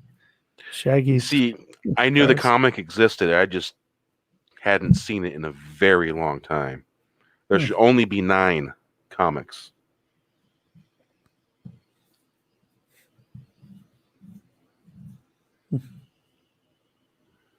Yeah, this is the weird blue alien. It's look more green, but CJ, this is the one you're talking about, I'm guessing. Oh, there's another picture of him here. Here, let's see if I should share this, I guess. Let me share something else here. Yeah, here we go. Yeah, see, so there's here, you got them here. Here. Well, that's pretty different. Yeah, totally different. I mean, he's and there's another blue guy. Yeah, totally different. Oh, there's a better picture. More clear. Yeah, looks like it was scanned from a glossy. Yeah, it does, right?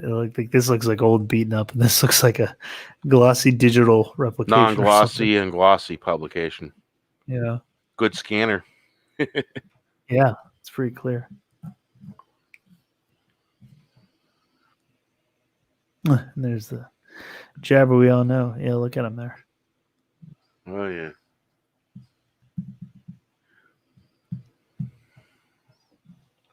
Interesting. The green guy kind of looks like a shaved Wookiee. Look at the shape of the face. Yeah. That's Jabba. Yes, yeah. But scroll back up a little bit, just a little. Right there. Now, Picture that having a bunch of fur like a Wookiee. Actually, yeah, the mouth. I could see that. Yeah. And yeah, I can see that. Yeah. Yeah. Nose, the mouth. Yeah. Know what a shaved Wookiee looks like? That's it right there.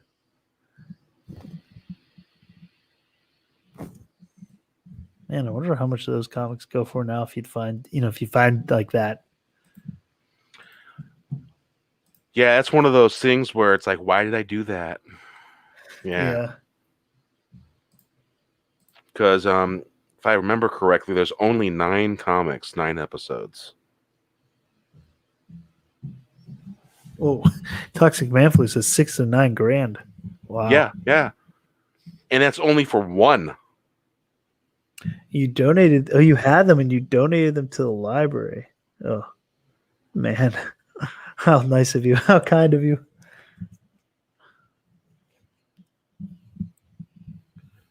Some kid paid like his, 10-cent late fee and kept those from the library. You know they did. Yeah, and is now like has 6 to 9 grand more. Oh, yeah. Yeah, if I had seen him and be like, yep, mine now. Can't find them. Well, guess I'll have to pay for them now. I'll pay for it, no problem. Yeah, I saw the Jackson the Rabbit. I saw that in that page we were looking at there. I think he was down here somewhere. Yeah, there he is. Jackson the Rabbit, yeah. Oh, no shit.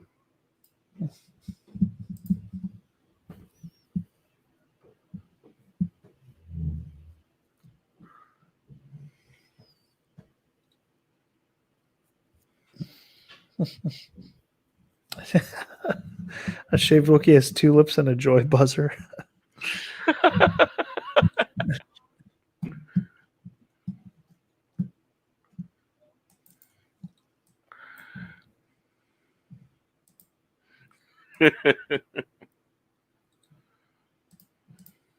Wow, well, that's. I never knew that Jabba had this. I knew it was the human form, because they didn't know what he looked like, but I didn't know they did a comic before they had arrived on a design form. So that's cool. It's interesting. He's still, even now, you can still learn stuff about Star Wars you didn't know. That's the history, the rich history of Star Wars. There's so much you could still learn. I disappeared there for a minute. You notice? No, I didn't. You was by yourself for a couple seconds. Oh, I was looking at my second screen. I didn't see. I did have all my toys. I had them all, play with them, donate them to charity. Yeah, I still have my original Star Wars figures. There's not a lot that I've got left, but I have like a little bin of some. I've got like there's a few of my He-Man figures, Star Wars, superheroes, Marvel, and the DC. Tommy, actually, your video on the Secret Wars toys. I've got a few of those still. I still have my Spider-Man, Captain America. I think I have Dr. Doom, Doc Ock, although he doesn't have his tentacles anymore. Yeah, I've got a few of those still. I love those Secret Wars figures. And I've got a couple of the original DC, like my Superman. Yes, I am the Ghost Bear. One person we haven't seen tonight. We haven't seen Tyler. Oh yeah, Tyler. Didn't he say that he works in? Did he say he worked in a restaurant? Oh, I don't remember if he said that or not.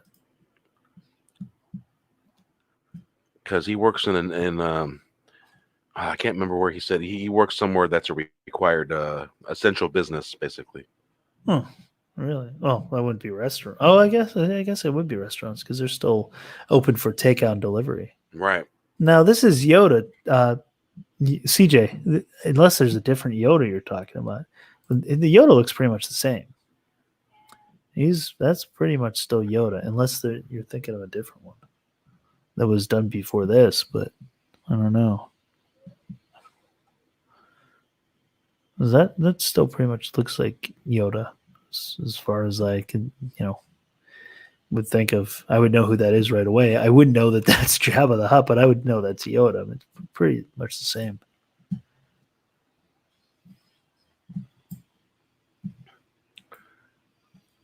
Yeah, just think the panel space they need if they would have had the actual Jabba. Yeah. Yeah.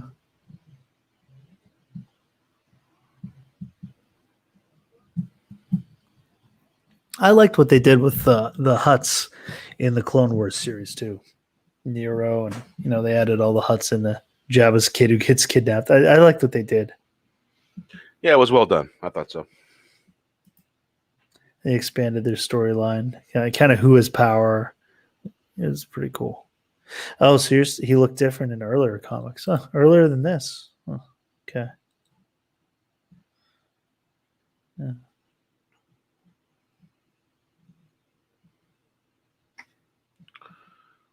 Well, I would say it's a safe bet that when Wes got home, he sat down, got comfortable, fell asleep.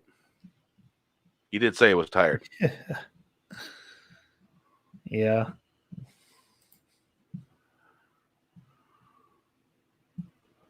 Let's see if I can find early Yoda. Yoda in the original. Oh no, that's not original comics. What'd you find?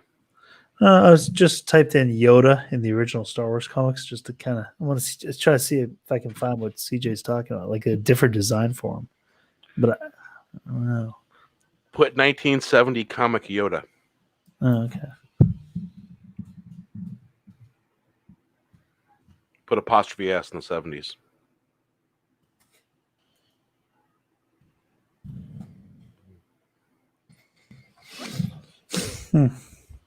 Huh. They're not really yeah,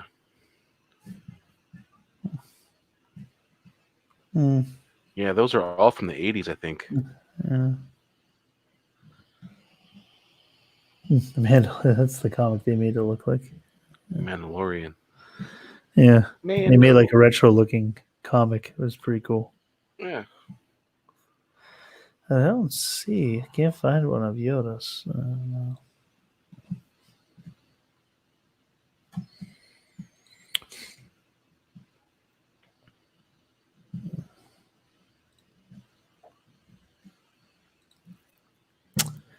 Keep getting baby Yoda. I seen that. That is not the Yoda I am looking for.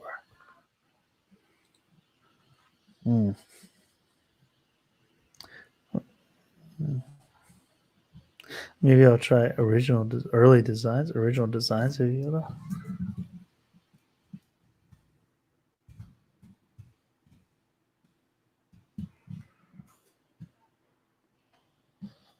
Well, that's freaking creepy as heck. Look at that. I'll give you nightmares. What's that? I guess it's an early like mask from one of the designs for Yoda. Like, looks like it didn't age well. Yeah. No, definitely did not. Oh, you talk about this? This is from the original concept design of Yoda, which this I'm aware of. But I don't think it was a comic version though. But is that what you're talking about, CJ? Because that was from like the Ralph McCurry designs, I think, or some of the concepts that he came up with. Yeah, it was like this guy. Was that in the comic though? That's the concept art. I don't know. Oh, no, I guess he.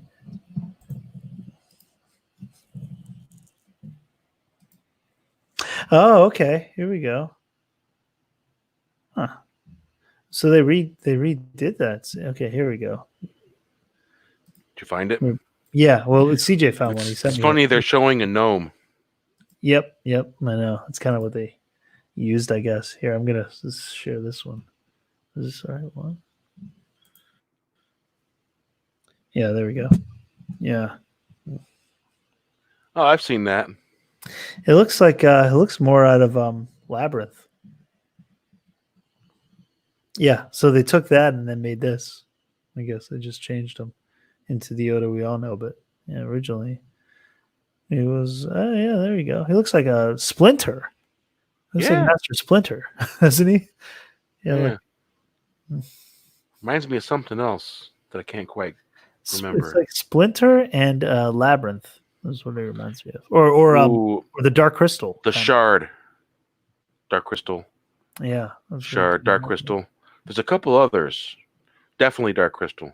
Yeah. There was remember a cartoon there being called The Shard, I think. Huh.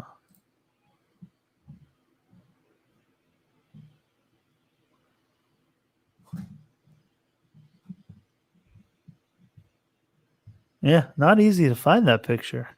No. Even when you Google like early designs of Yoda or early sketches, it doesn't. Well, You can't find. You can find the Ralph McCurry concept, but you can't find that. you know, I find it that I can find more stuff with Bing than I can with DuckDuckGo.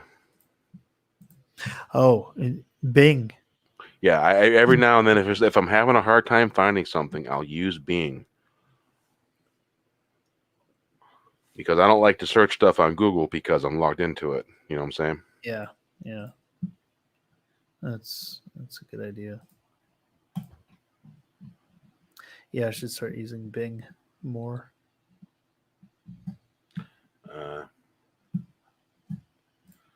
Let's see here.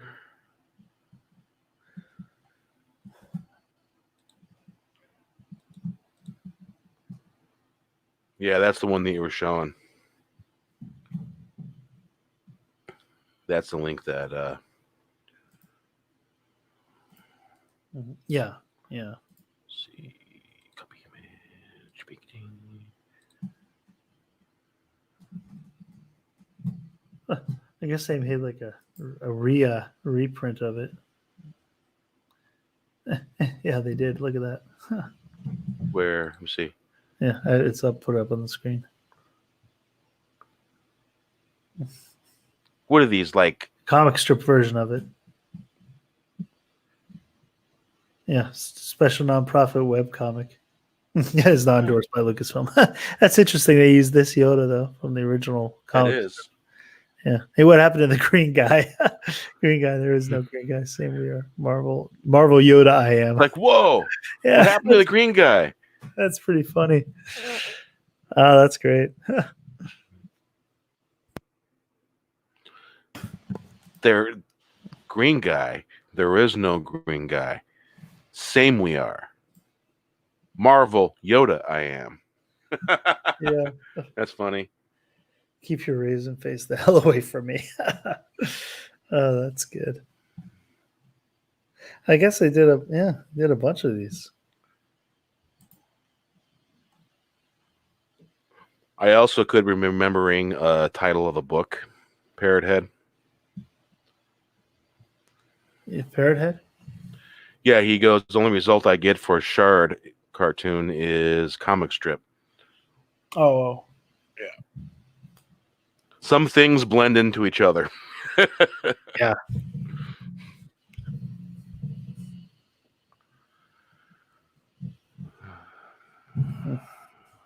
This is pretty good. BlueMilkSpecial.com. I like that.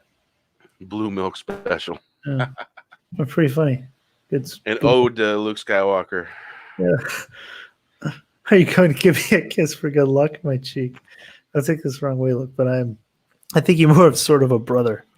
God damn it, I'm never gonna get any, am I? That's pretty good. She's smoking? Yeah, she's smoking. Looks like it. Smoking a cigarette. That's good. Oh God. I don't know what we got into here. What? I had a bad feeling about this. I don't know what happened here. Yeah, bad feelings. Like, okay, what has happened? Yeah. This Mary Jade? Oh, Declan Jabba. That's funny. The original Jabba, the human. Ah, Declan Jabba. That's funny.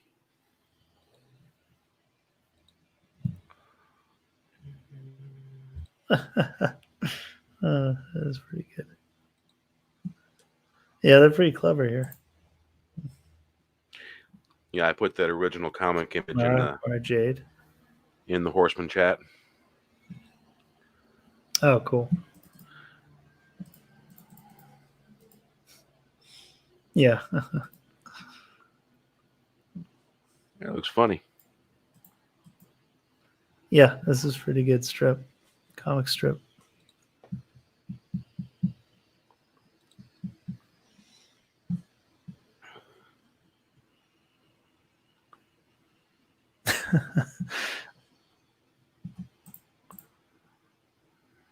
Nice headphones. Oh.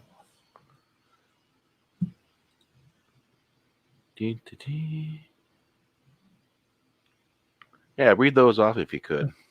It says nice headphones. What? You get that Sally radio on those? You shot the garbage girl. I was aiming for your head. Yeah, they're pretty good, like old school comics. Yeah. Oh crap. Nice, funny stuff. Yeah. Need some things that make you laugh, you know? Yep. Do we ever? Innocent, nice little humor, you know? Don't get that a lot anymore. Oh, look, she's actually got shape and they show it. Yeah. Yeah. Look at that. There's someone in there. That's funny. Beep, boop, boop. No, R2. It wouldn't be easier just to upload it to YouTube.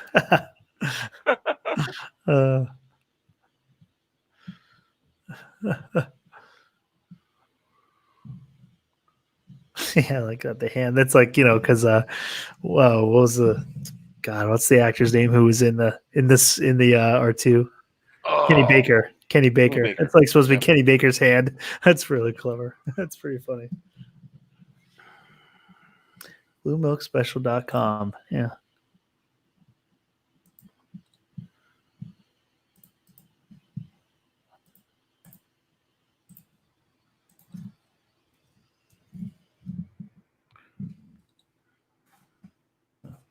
Good.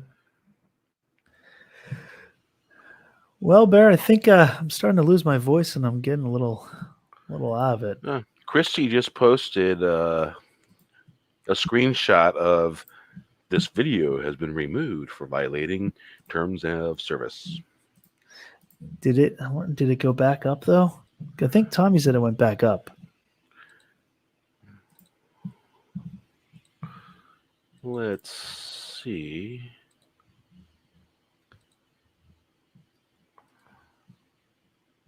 Let's see if she's still up. Maybe we can get her to talk about it real quick before we stop. Yeah, if she wants to drop on real quick, yeah.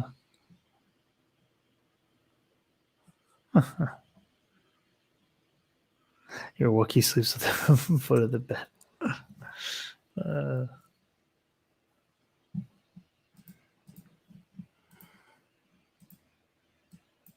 The video's back. Oh, so are they still live, Tommy? Maybe they're still live right now. Are they? Not live anymore. Oh, okay. No, they're not. Let's say I don't think they are. Yeah. Give that a refresh.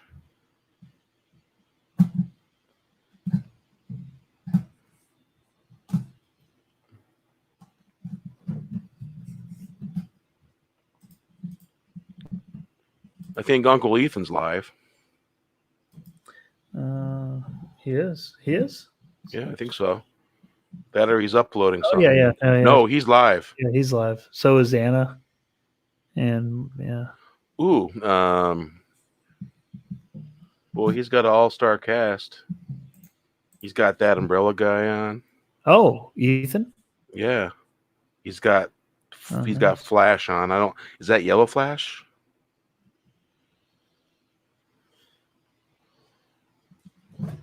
Cecil's on there.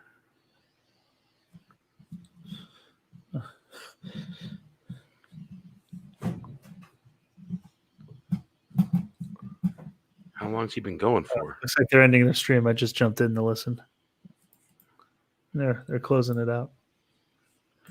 Oh, they've been on there for 2 hours so far. Yeah. What's Anna doing? Is she playing video games? Christy just said okay. She's checking her DM. Oh, okay. I sent her a yard link. Oh yeah, Anna's playing KOTOR. And she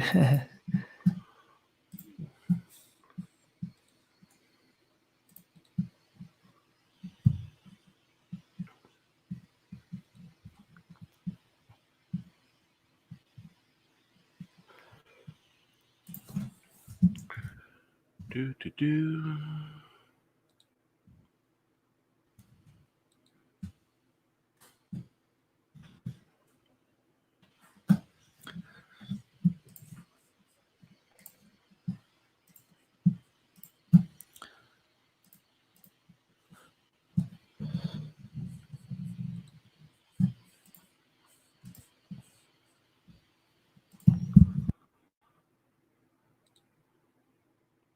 That sounded weird.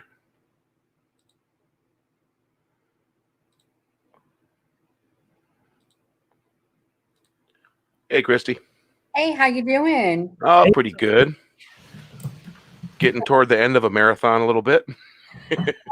How long have y'all been going on? 3 hours and 19 minutes. Yeah. Damn. Yeah. Well, I figure I had about 3 hours and something to use. So I figured I'd use it up. Oh, until the end of the next month, or for you have to. What is it? Is it 20 hours? 20 hours. Yep. That okay. See, I ended up doing like the paid version because I live stream more than 20 hours a month. But now I'm just like, yeah, I'm not going to renew that. Are you talking about for StreamYards? Yeah, for Yeah. StreamYards. Okay. Yeah, I don't have the paid, but I don't do the live on my channel that often. So yet. Well, considering like when I got it, we didn't have the you know what going on, so I couldn't afford it. We're calling that the pink elephant. Pink The elephant. pink Yeah. elephant. Yeah. Hashtag pink elephant. So exactly. So before the whole pink elephant, I was actually able to. I was like, "Fuck it, I might as well go ahead and get this."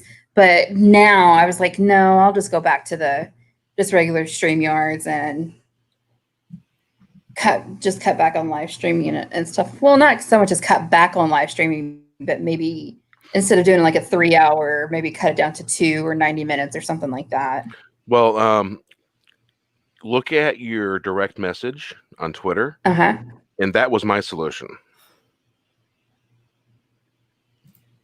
Ah, okay. Bingo. That's not a bad idea. Yeah. And so when I get toward the end of that newspaper, I open the new newspaper. That's not a bad idea. You see, the benefit of having someone that's followed the Grateful Dead, I know how to talk in code. That's why one of my streams hasn't been pulled down yet, because we talk in code. And we lean toward some conspiracy stuff, but we don't get too deep. We only go about ankle deep, and then that's about it. It's like that one YouTube link I sent you for what's his name? Mm-hmm. We don't openly talk about that stuff. It's like the real small stuff. We'll go into it ankle deep, and other than that, we don't get because I don't want to get shadow banned, stuff like that. Well, and it was funny because I had it's the Raging Geek Jedi, or however they pronounce it, but people can't see me at all when they at me. They can't see me, and I know that's happened to Tommy. That's happened to Tommy because he was on earlier. He was talking about it, and then the live stream I did earlier, it got pulled down. Yeah, we were on John Fox earlier, and it got pulled down too. Well, I was watching when that happened. But it's back up now. See, especially when that live stream that live stream had been going about 75 minutes or so or anything. Somebody flagged that. That wasn't a bot thing. Somebody flagged that live stream. Yeah. And what were you guys showing when it went off? Literally people of Walmart.com. Oh. I've been doing that since mid-February. Yeah. Well, here's what's going on with Walmart. There's a lot of those the audit videos that a lot of people do. I don't know if you've seen them. Audit videos where they do constitutional audit. They'll go onto a federal property where it's public space, and they'll record video, and they'll try to test the boundaries. And basically, what's going on is there's probably people that are making audit videos about Walmart, and I don't know if you know this. I don't really ever cover any politics on my channel, but basically, Walmart donates huge amounts of money to the Democratic Party, and this is they're probably not liking the image, and it was probably somebody from Walmart because they want to try and keep their image clean, and that's why I haven't made. I got a Walmart video. Final seen it. I sent him a clip. Yeah, and it's the Soviet style lines that are in front of Walmart. Yeah, people making since they started it. The first time I went through it, there wasn't a lot of people there, so it was convenient for me just to go through there. It's the first time I seen it. I was shocked by it, and I was standing there. A guy told me to wait, and I looked at him. I go, "What is this, fucking Soviet Union?" And I looked him right in his eyes, and he got real shamed. He felt ashamed, and he says, "Go ahead." Well, a lot of people are forcing these, these rules that they don't even themselves really believe in, but they're kind of.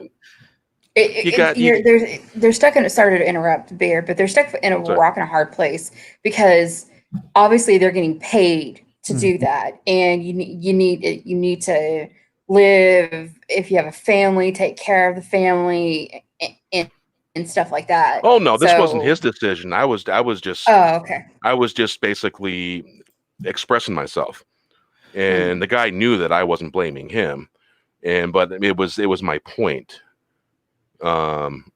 basically to put that out there. And you know what? Nobody around me said nothing. Nothing. Yeah. No murmurs of approval.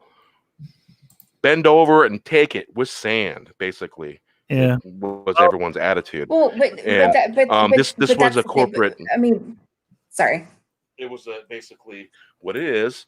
No stores in my area are doing that. None.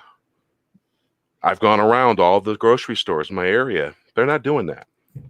Yeah, I think Tommy's right. He's saying in the chat he doesn't think it's Walmart because it would still be down if it's he thinks it's someone who's claiming. Because I mean, think like he said, there's in the last 2 days, Mary had a stream that went down. John Talks, we were just on the stream that went down. Now Christy just had a stream that went down, all within a couple of days. And they all pop back up. So that makes it seem like it's more than it. It's not just. There was someone else saying that it's very possible just a bot. Yeah, that could be too. Yeah, there's no one man in the ship. One of two things. It's either a bot or it's someone flagging the video.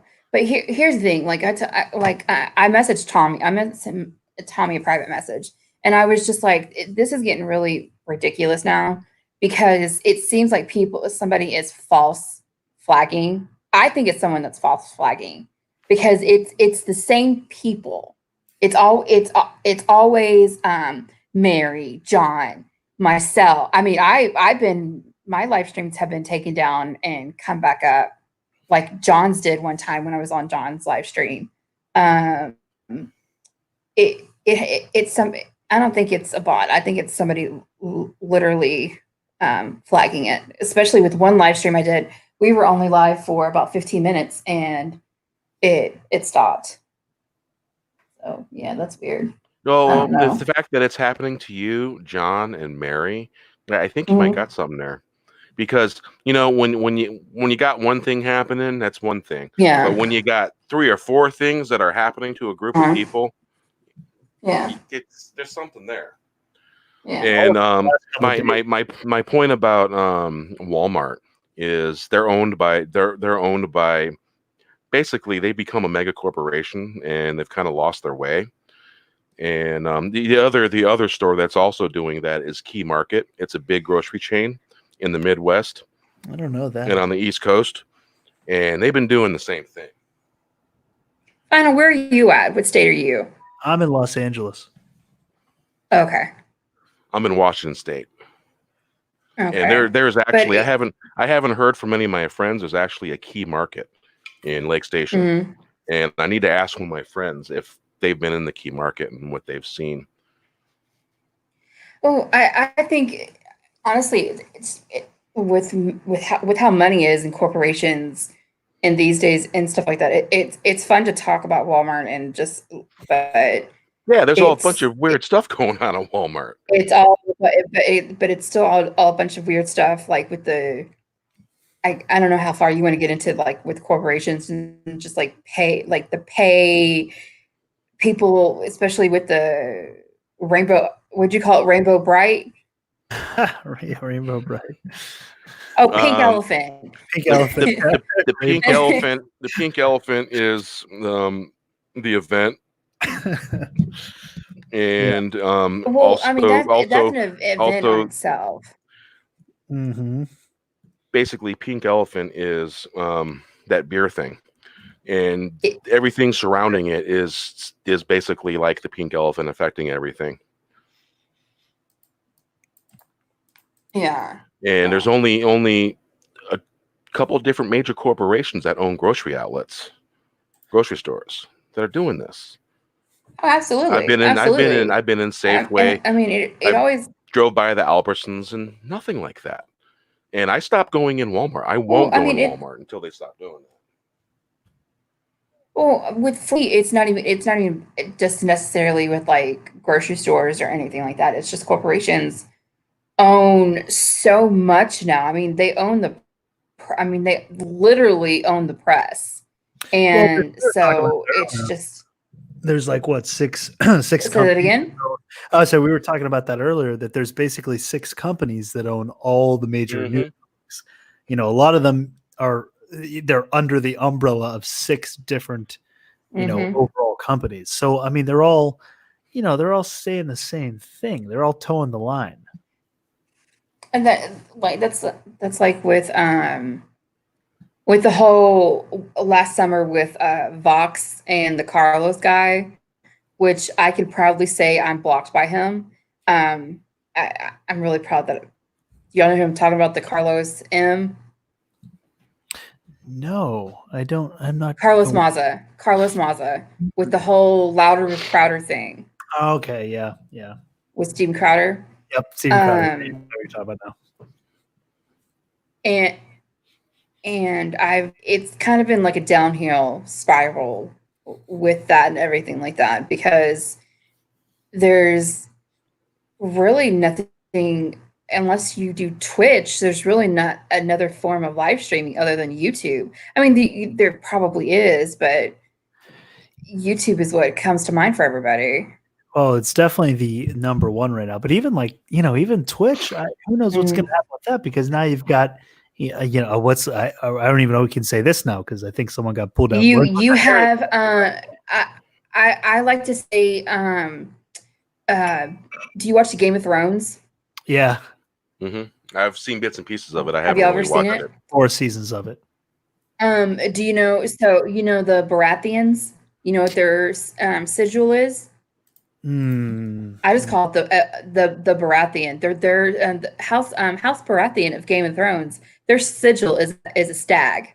Ah, yeah, that's good. There you go. Slash a deer. Yep, So I we got you. sometimes we'll say like Bobby B or like the go House Baratheon, go the Baratheons or something like that. Yeah. I mean, that's how bad it is that you have to use code I names. mean, Yeah, Baratheon. use code names. So I know. And do you recognize that screen grab?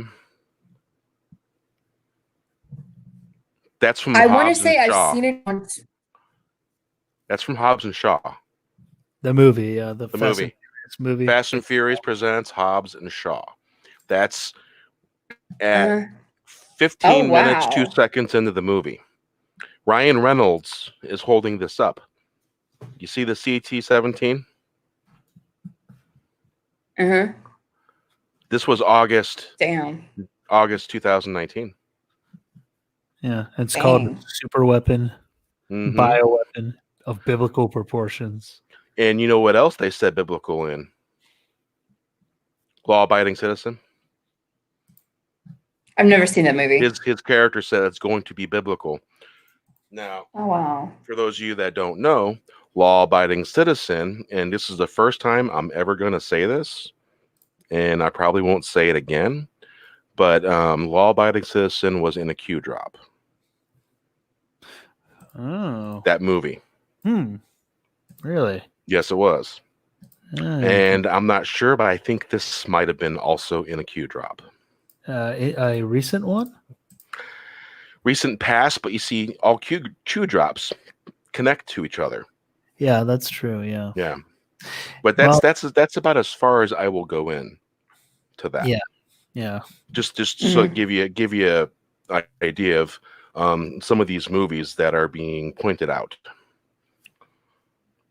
And I found that very interesting, and the fact that I was watching, I watched this the other day, Hobbs and Shaw, and I started doing a rewatch today, and he brought that thing up, and bam, I'm like, I forgot, I screen grabbed that, I seen it, like I have a screen grab, so I went and looked in my phone, and there's screen grab, and I look closer at it, I'm like, holy shit, I remember screen grabbing it, but I didn't fully register.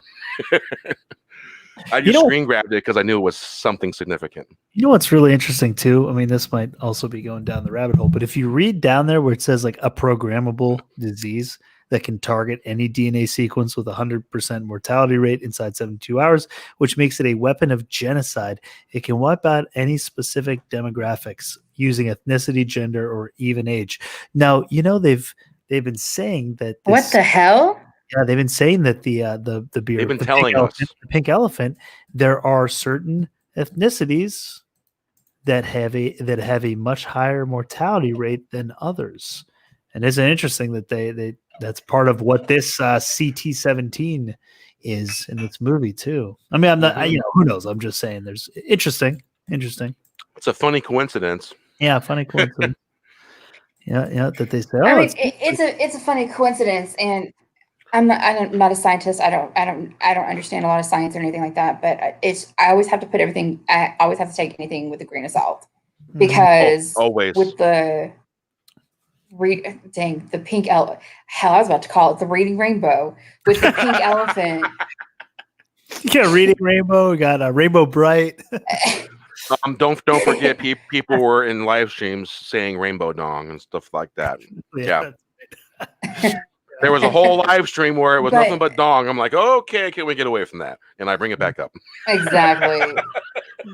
That's one of my banned words. I've had somebody like from past live streams where they had that, and I have that as a banned word on my channel, like when live streams, because I got tired of seeing people just do something dong or dong this or dong. I was like, oh my god, it was out of control. I got started on John Talks because it started on someone else's channel. It came to my channel, and then I went somewhere else, and it was on that channel. I just couldn't get away from it.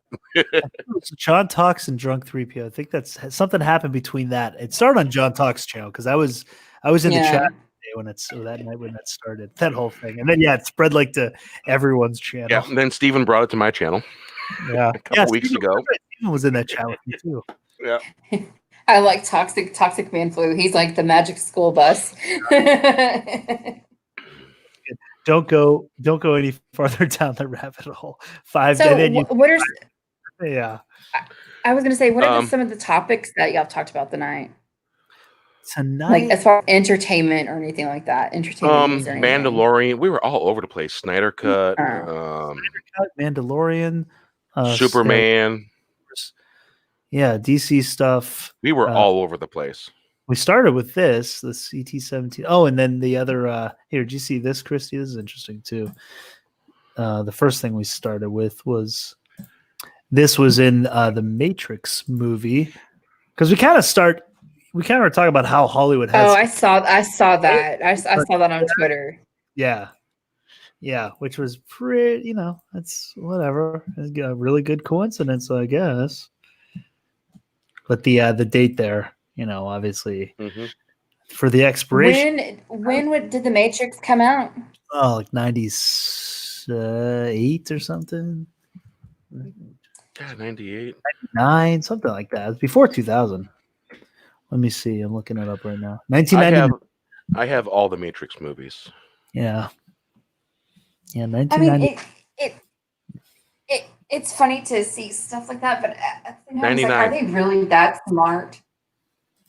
Well, I mean, it depends on what angle you take with this. If you, Yeah. 99. Exactly. I mean, on one hand, it's the what do you say? Enlightened ones, I'll say, Mm-hmm. they would like to put what they're going to do out for all to see because they don't think you're smart enough to figure it out. Or Yeah. if you do, no one would believe you. So that's one theory, one view. The other view is you've got just really good guesswork. That if you put enough things out there, eventually some things will come true. A lot of probabilities. So RR says, don't go any further down the rabbit hole. Here's the thing. Alice in Wonderland, that was a real thing. Alice in Wonderland book was based off of real events, real stuff. Yeah.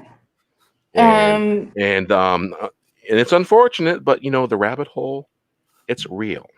The author, was it was it a relative or like a family friend type thing where it's like I don't remember. Alice in Wonderland. Alice in Wonderland. Yeah. But basically, well, even Alice in Wonderland when people talk about, did she take a pill, red pill, blue pill, which is again a callback to Matrix. Did she take something? Wasn't it a pill she took? It was the red pill. There was a red pill. I think there might have been even a blue pill, and there was a drink she took to get small. It was very similar. It was very similar to the red pill, blue pill in Matrix. Yeah. Because they kind of reference Alice in Wonderland when he says, take the pill. I mean, it's kind of a Alice in Wonderland reference there. Yeah, I mean, a lot of this stuff is connected. But I don't know. I mean, you see, the thing is, you see things like this a lot. If it were the law of probability or whatever, if it happened every now and then, you'd say, yeah. I mean, that's just a weird coincidence. But then, like, I just did a video on The Simpsons.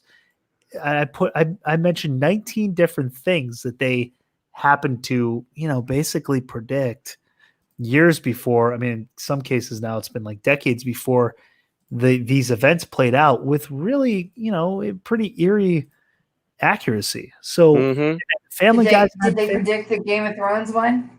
The ending of Game of Thrones was one of them where a dragon is let loose. Like destroys the city. Yeah, there was that. There were a bunch of them. And then you have Family Guy, but then there's a lot of movies, like you look at even the movie, what was it? The Number 23 with Jim Carrey. Put it to you this way. You can't watch those Simpson episodes on Disney Plus. What do you mean? You can't. Not on there? There's some episodes that were predictive that were either changed or they're not on there at all. Really? I didn't know that. Because some of the more controversial Simpson episodes, surprised. You have to search them on YouTube or something, or search them somewhere else to find I'm them. surprised The Simpsons is even on Disney Plus. Yeah, I am too. Well, it's because they acquired Fox. Well, I understand that they acquired Fox, but it's The Simpsons. I mean, it's not. Family True. Was that so true? I mean, I can remember the first time I watched The Simpsons. I think it was like 5, 6, 7. Way too young to be watching that shit. But it would come on Sundays on Fox. And I think does it still come on at 7:00? It's been so long for me, since I watched. Central Time. There used to be about 5:00 for the new episodes, and I think it was Friday. 5:00 was the new Simpson episode. But I'd have to look at my local channel because when they have the new episodes, it's normally Fridays at 5, I think. Before the but that's just it's after the 6:00 news, I think, is when they air it, I think. But it's been so long since I watched, I have to really look. Yeah. I mean, all you have to do is have it when all you have to do is know when Bart calls into to Moe's Tavern and, hey, I'm looking for a man to hug and kiss. Yeah. I mean, Looking for Amanda. stuff like that. Who? You Amanda hugging kiss. Is there anyone named Amanda? Oh, you little. Yeah. Yeah, that's why I oughta. those are very valid points, because there's some interesting things on The Simpsons that it's outside that Disney squeaky clean character they supposedly like to put forward. Yeah. But Well, and that's what's it's the stupid ass thing with Disney. All you have to do is look at their earlier movies, and I mean, come on now, just own up to what your past is. I mean, yeah. Oh, there's a lot. Yeah, if basically there's probably going to come a time where we can probably talk about everything that we know on a live stream, but it ain't today. It ain't today, because let me tell you, between me and Final, we know a lot of things that have been going on, but it's just those things where you can't get into it. Yeah. But I have hope. I have hope for the future. I really do. Yeah. I see good things coming, even though there's a lot of bad going on. You have to have a positive outlook, I think. Even if I mean, being negative all the time. I mean, I just got to a point where I saw everything as negative, and honestly, I just throw caution to the wind now. Yeah. You can't. Yeah. I throw caution to the wind in the way that I like to do things. I like to shoot from the hip, and if it gets into dicey areas, I've got code. I got some code for everything. The talking code, and you can have fun with it. You can enjoy yourself. You don't have to necessarily worry about things. And it's kind of how I like to conduct myself. Have fun. Go out with a bang. Well, that's just like because I get that advice, like throw caution to the wind and stuff like that, and I'll say that. My dad would always say, "Remember, Christy, never piss into the wind." Yeah, it's true. Dad, that doesn't pertain to me. But yeah. In other words, the other saying is, "Don't piss uphill." Yeah. Yeah. It's because it's gonna come back down and get on you. It's the same thing as pissing into the wind, pretty much. Yeah. So, I mean, I like that we can talk about everything, but so Snyder Cut. I have been on live streams where people would ask my opinion. I'd get 5 words in, and they'd be like, "Yeah, I agree." Yeah. But go ahead. Oh, say we were talking about that earlier, and Tommy has because Tommy was on here before his phone died, and he was bringing up the point that now that it's happened, that the very pro Snyder Cut people, not all of them, but there are some of them that have been almost turned into what they hate, acting sort of like SJWs in that they're almost rubbing it in everyone's faces. Like, oh, it happened, kind of being a little, I guess, rude about it, And I don't know if you've experienced that. Like, I'm happy I'm happy it happened. I'm not a huge DC movie, like the recent DC movies. Yeah, I like the old school DC movies. I like the animated movies, and I like the DC, the Arrowverse stuff. Well, most of it, I'm not. Supergirl went downhill, and Batwoman's terrible, but besides that, I like Flash. I like the Arrow a lot. So, but the movies, not so much. So I didn't really care either way about the Snyder Cut, but I am happy it happened for what it means to, the culture of the fandom. That this now means we can make a difference. That voices can be heard, and you can actually influence things to happen. So, but I guess Tommy's kind of had a different experience with people that have been really pro Snyder Cut that are now kind of becoming rude about it. Have you experienced any of that? Where do you stand with that stuff? I haven't. Okay, I'm gonna be completely honest. I give 2 shits about the Snyder Cut. Okay, does that mean that it's amazing? I don't think that it actually happened. Absolutely, I do. because I mean, you don't have to be someone who studies film or anything like that to know that there's scenes that were shot a different way, scenes that are added, characters literally. What was that movie called? Sweet Home Alabama. I remember that there was a character that was completely done away with, type things, and you see like deleted scenes and everything like that. Mm-hmm. I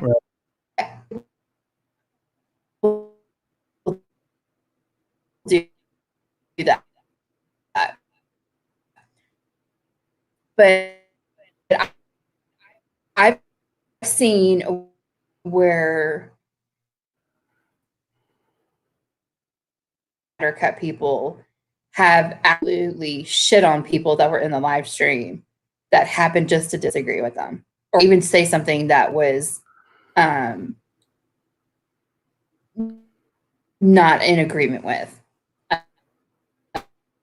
Put it that way. What do y'all think?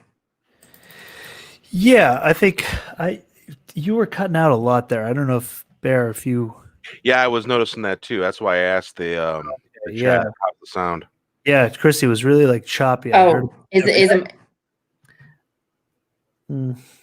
You're breaking up again. Mm-hmm. Well, shit. Well, that came through.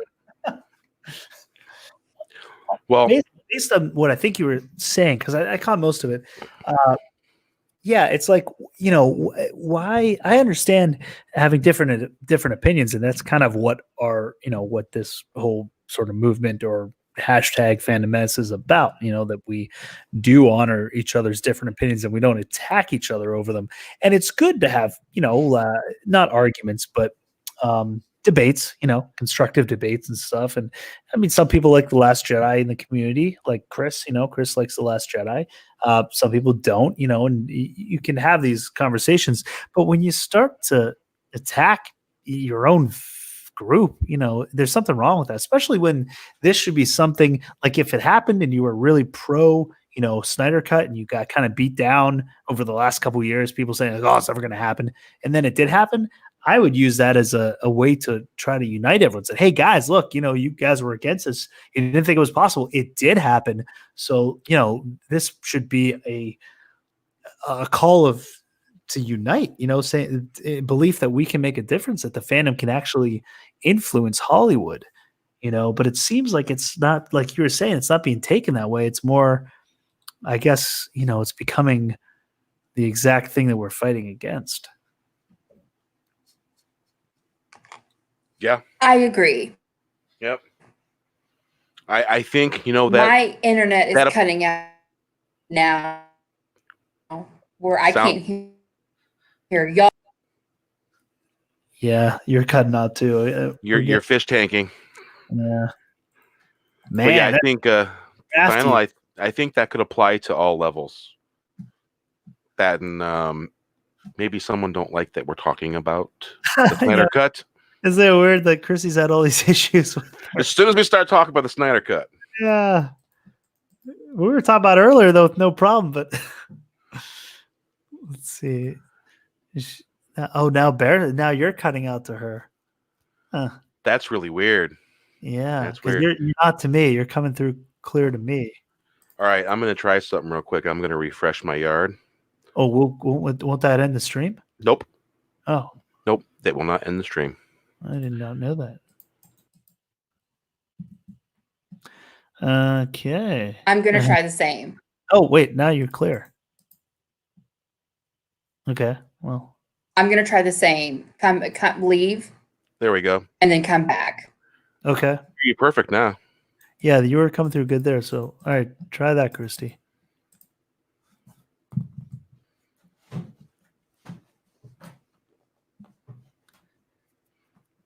Yeah, basically when a live stream is going and you refresh the page, that won't end the stream. I didn't know that. I thought that would that killed the stream. Nope. As long as someone's in the yard, it'll stay there. Really? And the live stream is live, it'll stay there. How do you if the person who the host leaves, how do you end the stream then? It times out. Oh, it's not. I think it'll go for like 8 hours and then it'll time out after that. Wow. Oh man, I didn't know that. No one is for Christy. You two and you corporate overlords can kiss grits. Yeah. Kiss my grits.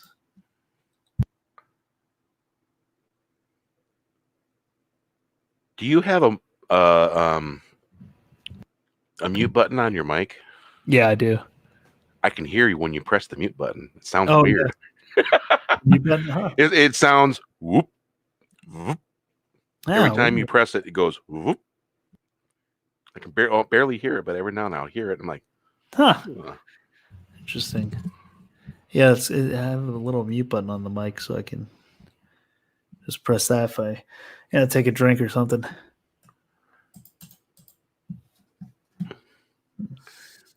yeah, I put a picture in the community chat. Something to do with goblins and stuff. Mm. When you see it, you'll laugh. Let me see. I have to X out of this, though.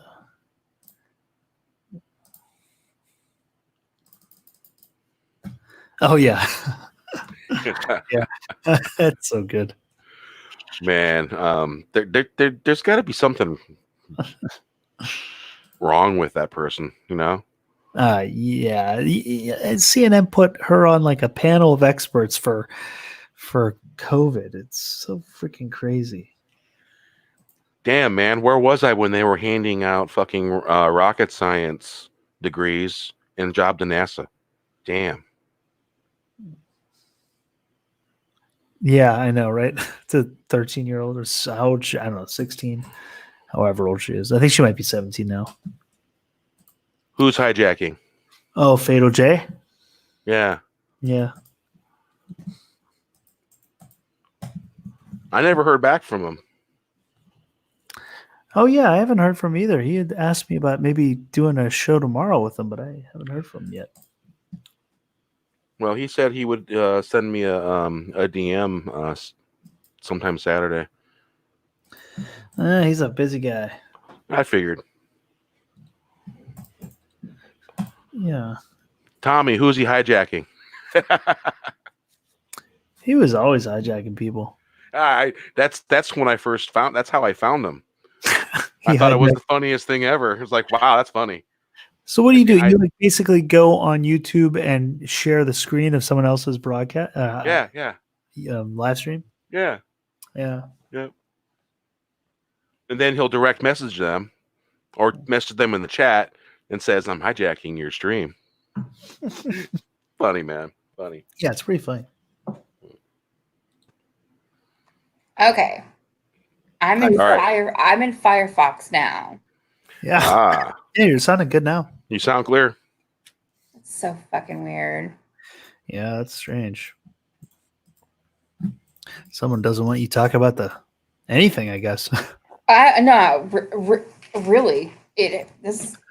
Ever since yesterday, I've been in live streams where I don't have a wrench for. That when I do the people when they can't find me in the live stream. They can't find you?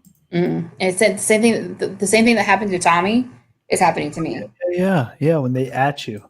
Hey, Parrot Head, that would be true.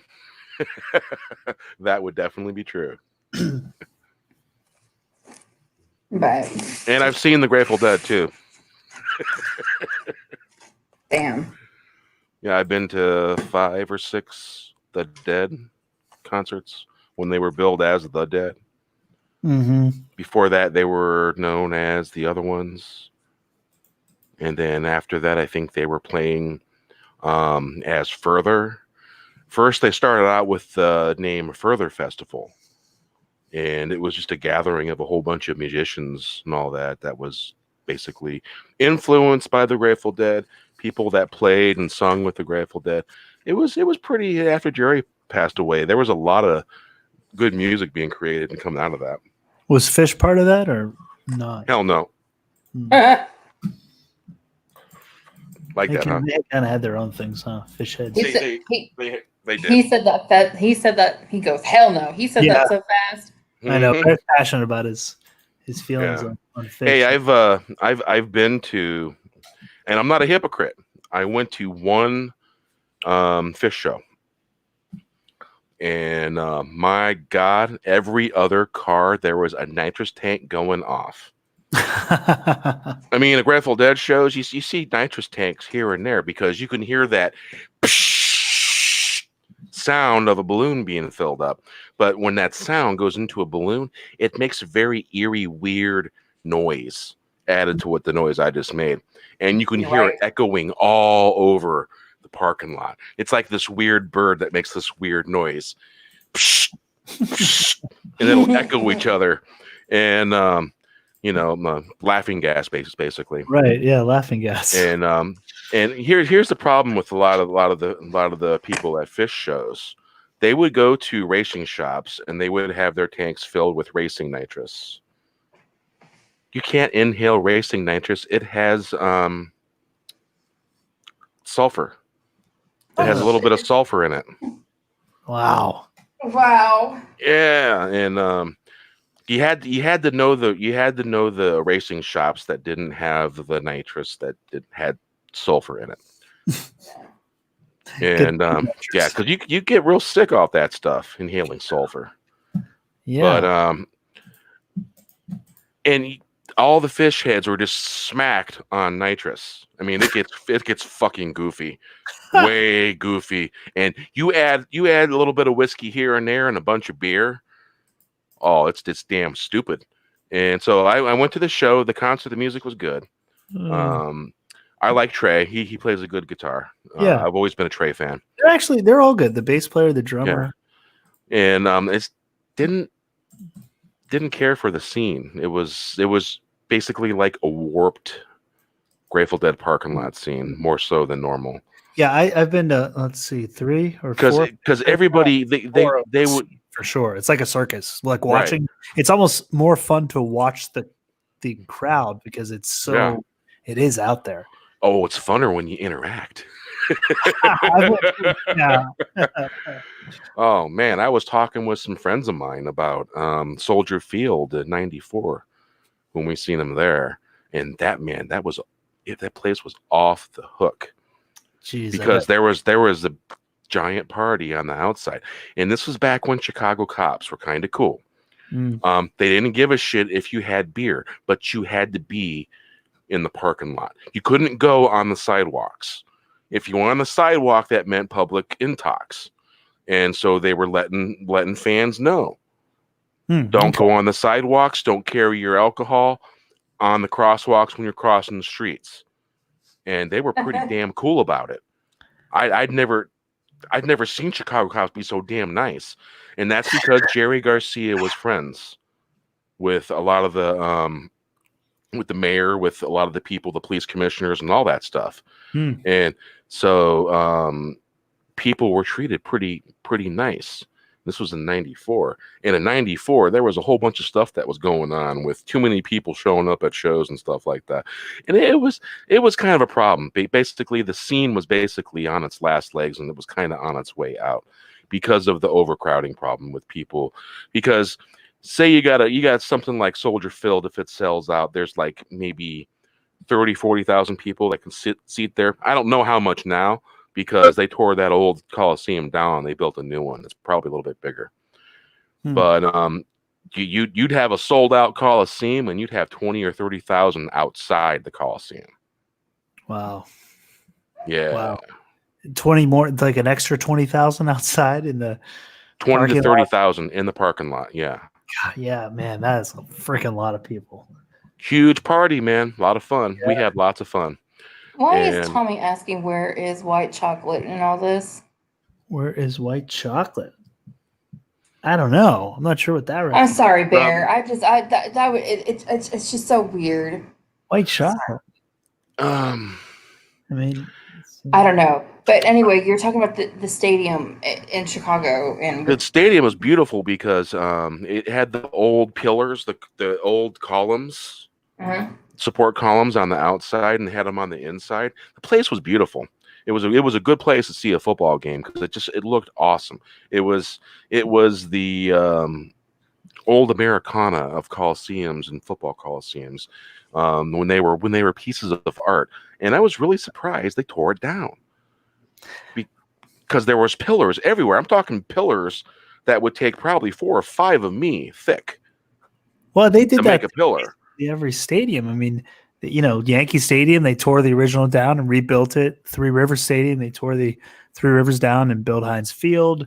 They built they tore, I think Shea Stadium also got renovated or rebuilt. I mean, they did that to pretty much every old school stadium. I don't think there is Texas Stadium too. Yeah. Mhm. Well, look at Wrigley Field. They never tore that one down. I was going to say they've modified it and say rebuilt Wrigley, it. and I was at the first light game. Austin, what's the Green Monster? I think they're the only two that are still standing. I don't know if Candlestick, is that still around? Or did they tear? I don't know. Did they tear that down too? Because June 9th, 1989 was I was my first Cubs game that I went to with a buddy of mine. And it was a total shutout, 9 inning, and I was drunk off my ass because they were serving me alcohol. And it was the last day game because they had installed all the lights and the lights worked. There had never been lights at Wrigley Field before that. At night? Yeah, they had, and like a week later, they had their first night game ever. Oh, there was never any night games at Wrigley Field. Yeah, it was pretty freaking awesome. And I had a shirt that said "Let There Be Light" with the Cubs symbol and all that in there. It was huge. Nice. Jinx, you owe me Coke. Oh, you gotta say it at the same time. He says, Tommy said one member of the Dark Council had called him white chocolate. ... Sound familiar? Yeah. But then Tommy also says I may have issues. Oh, you ain't the only one. You ain't the only one, Tommy. Oh. Hey, I have discovered that if I get 3 ales in me, I have no filter. Yeah, yeah. But part of that filter still stays, but pretty much if you ask me how I feel about something, I will pretty much tell you. Because I was on Wes's live stream and I had 3 beers. And that was one of those late night streams. And I would have probably made a sailor blush. Before I head out, so Wes did a live stream. It was either on Friday night or Saturday night, and you get the guy, the Howard Dean, where he's like, yeah, or however he does it. Oh yeah. And then the live stream never ended. So like I went to bed like at 1 or 2 o'clock in the morning, and I woke up a few hours later and was like, Wes is live again, and it had that one part. And it kept replaying. Of course, it finally ended, but I just thought it was hilarious. Well, did he fall asleep with it still going? I don't know if he fell asleep with it still going, or there was just something or he exited out of it without ending. He exited out, or something going on with the StreamYard side, or what? So it just kept replaying like the same clip. It kept replaying the same end. That's funny. You're a little meow kitty. It's my cat. I'm trying to put her on a diet because she's really fat. She just asked you for tuna, by the way. She's not getting it. Not this time of night. I do speak cat. Speak cat. Yeah, I speak cat. She's hungry. Yeah. I got a buddy Shane. He's got a cat. When I go over there, and first thing cat says to me, tell him let me back in the house. Second thing the cat tells me is, I want soft food. Yeah, she doesn't get that. I'm not. No, that's disastrous. Because he has soft food, and apparently he doesn't speak enough cat, or he just ignores. But I've had cats all my life. Mom tapped shit ton of cats, Yeah. And so I speak cat. You're the cat whisperer. Yeah. Yep. But you guys have fun. I am literally falling asleep. We were gonna end the stream before you jumped on. We were Oh, going to end the okay. stream, and we kept going to have you on. So yeah. Thank you. This is fun. Yeah.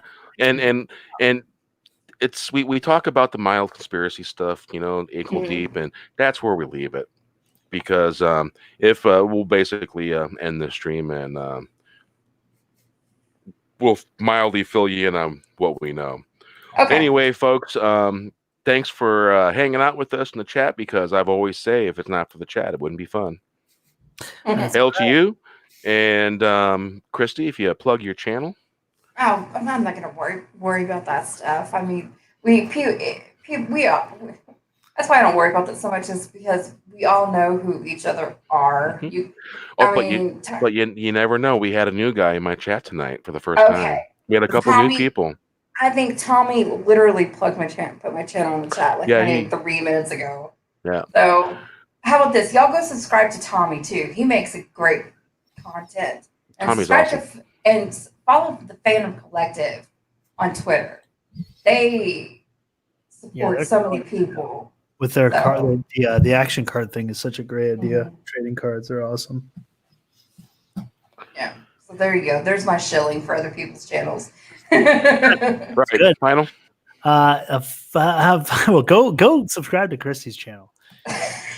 And get her, because Chrissy, you're like 100 hours away or something? I am literally 51 hours away, but I did a live stream. I did 2 live streams today. So honestly, that should probably clear it. Yeah. Nice. I was running a tab for you the other day. I just put on one of your live streams. I think I hit a playlist and I was just running. Me too. That's why I like having a VPN. Yeah, absolutely. Yeah, that's smart.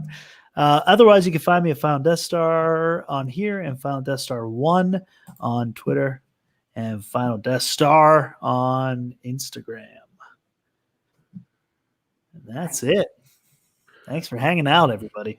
It's another 4 hours. Whew, baby. Yeah, 4 hours and 10 minutes and 51, 52. Yeah, okay, you get the point. Good night, folks. Good. See you tomorrow or the next day. Later, taters. Later. Cool cats and kittens. As they used to say back in the old days. Later, alligator. After a while, crocodile.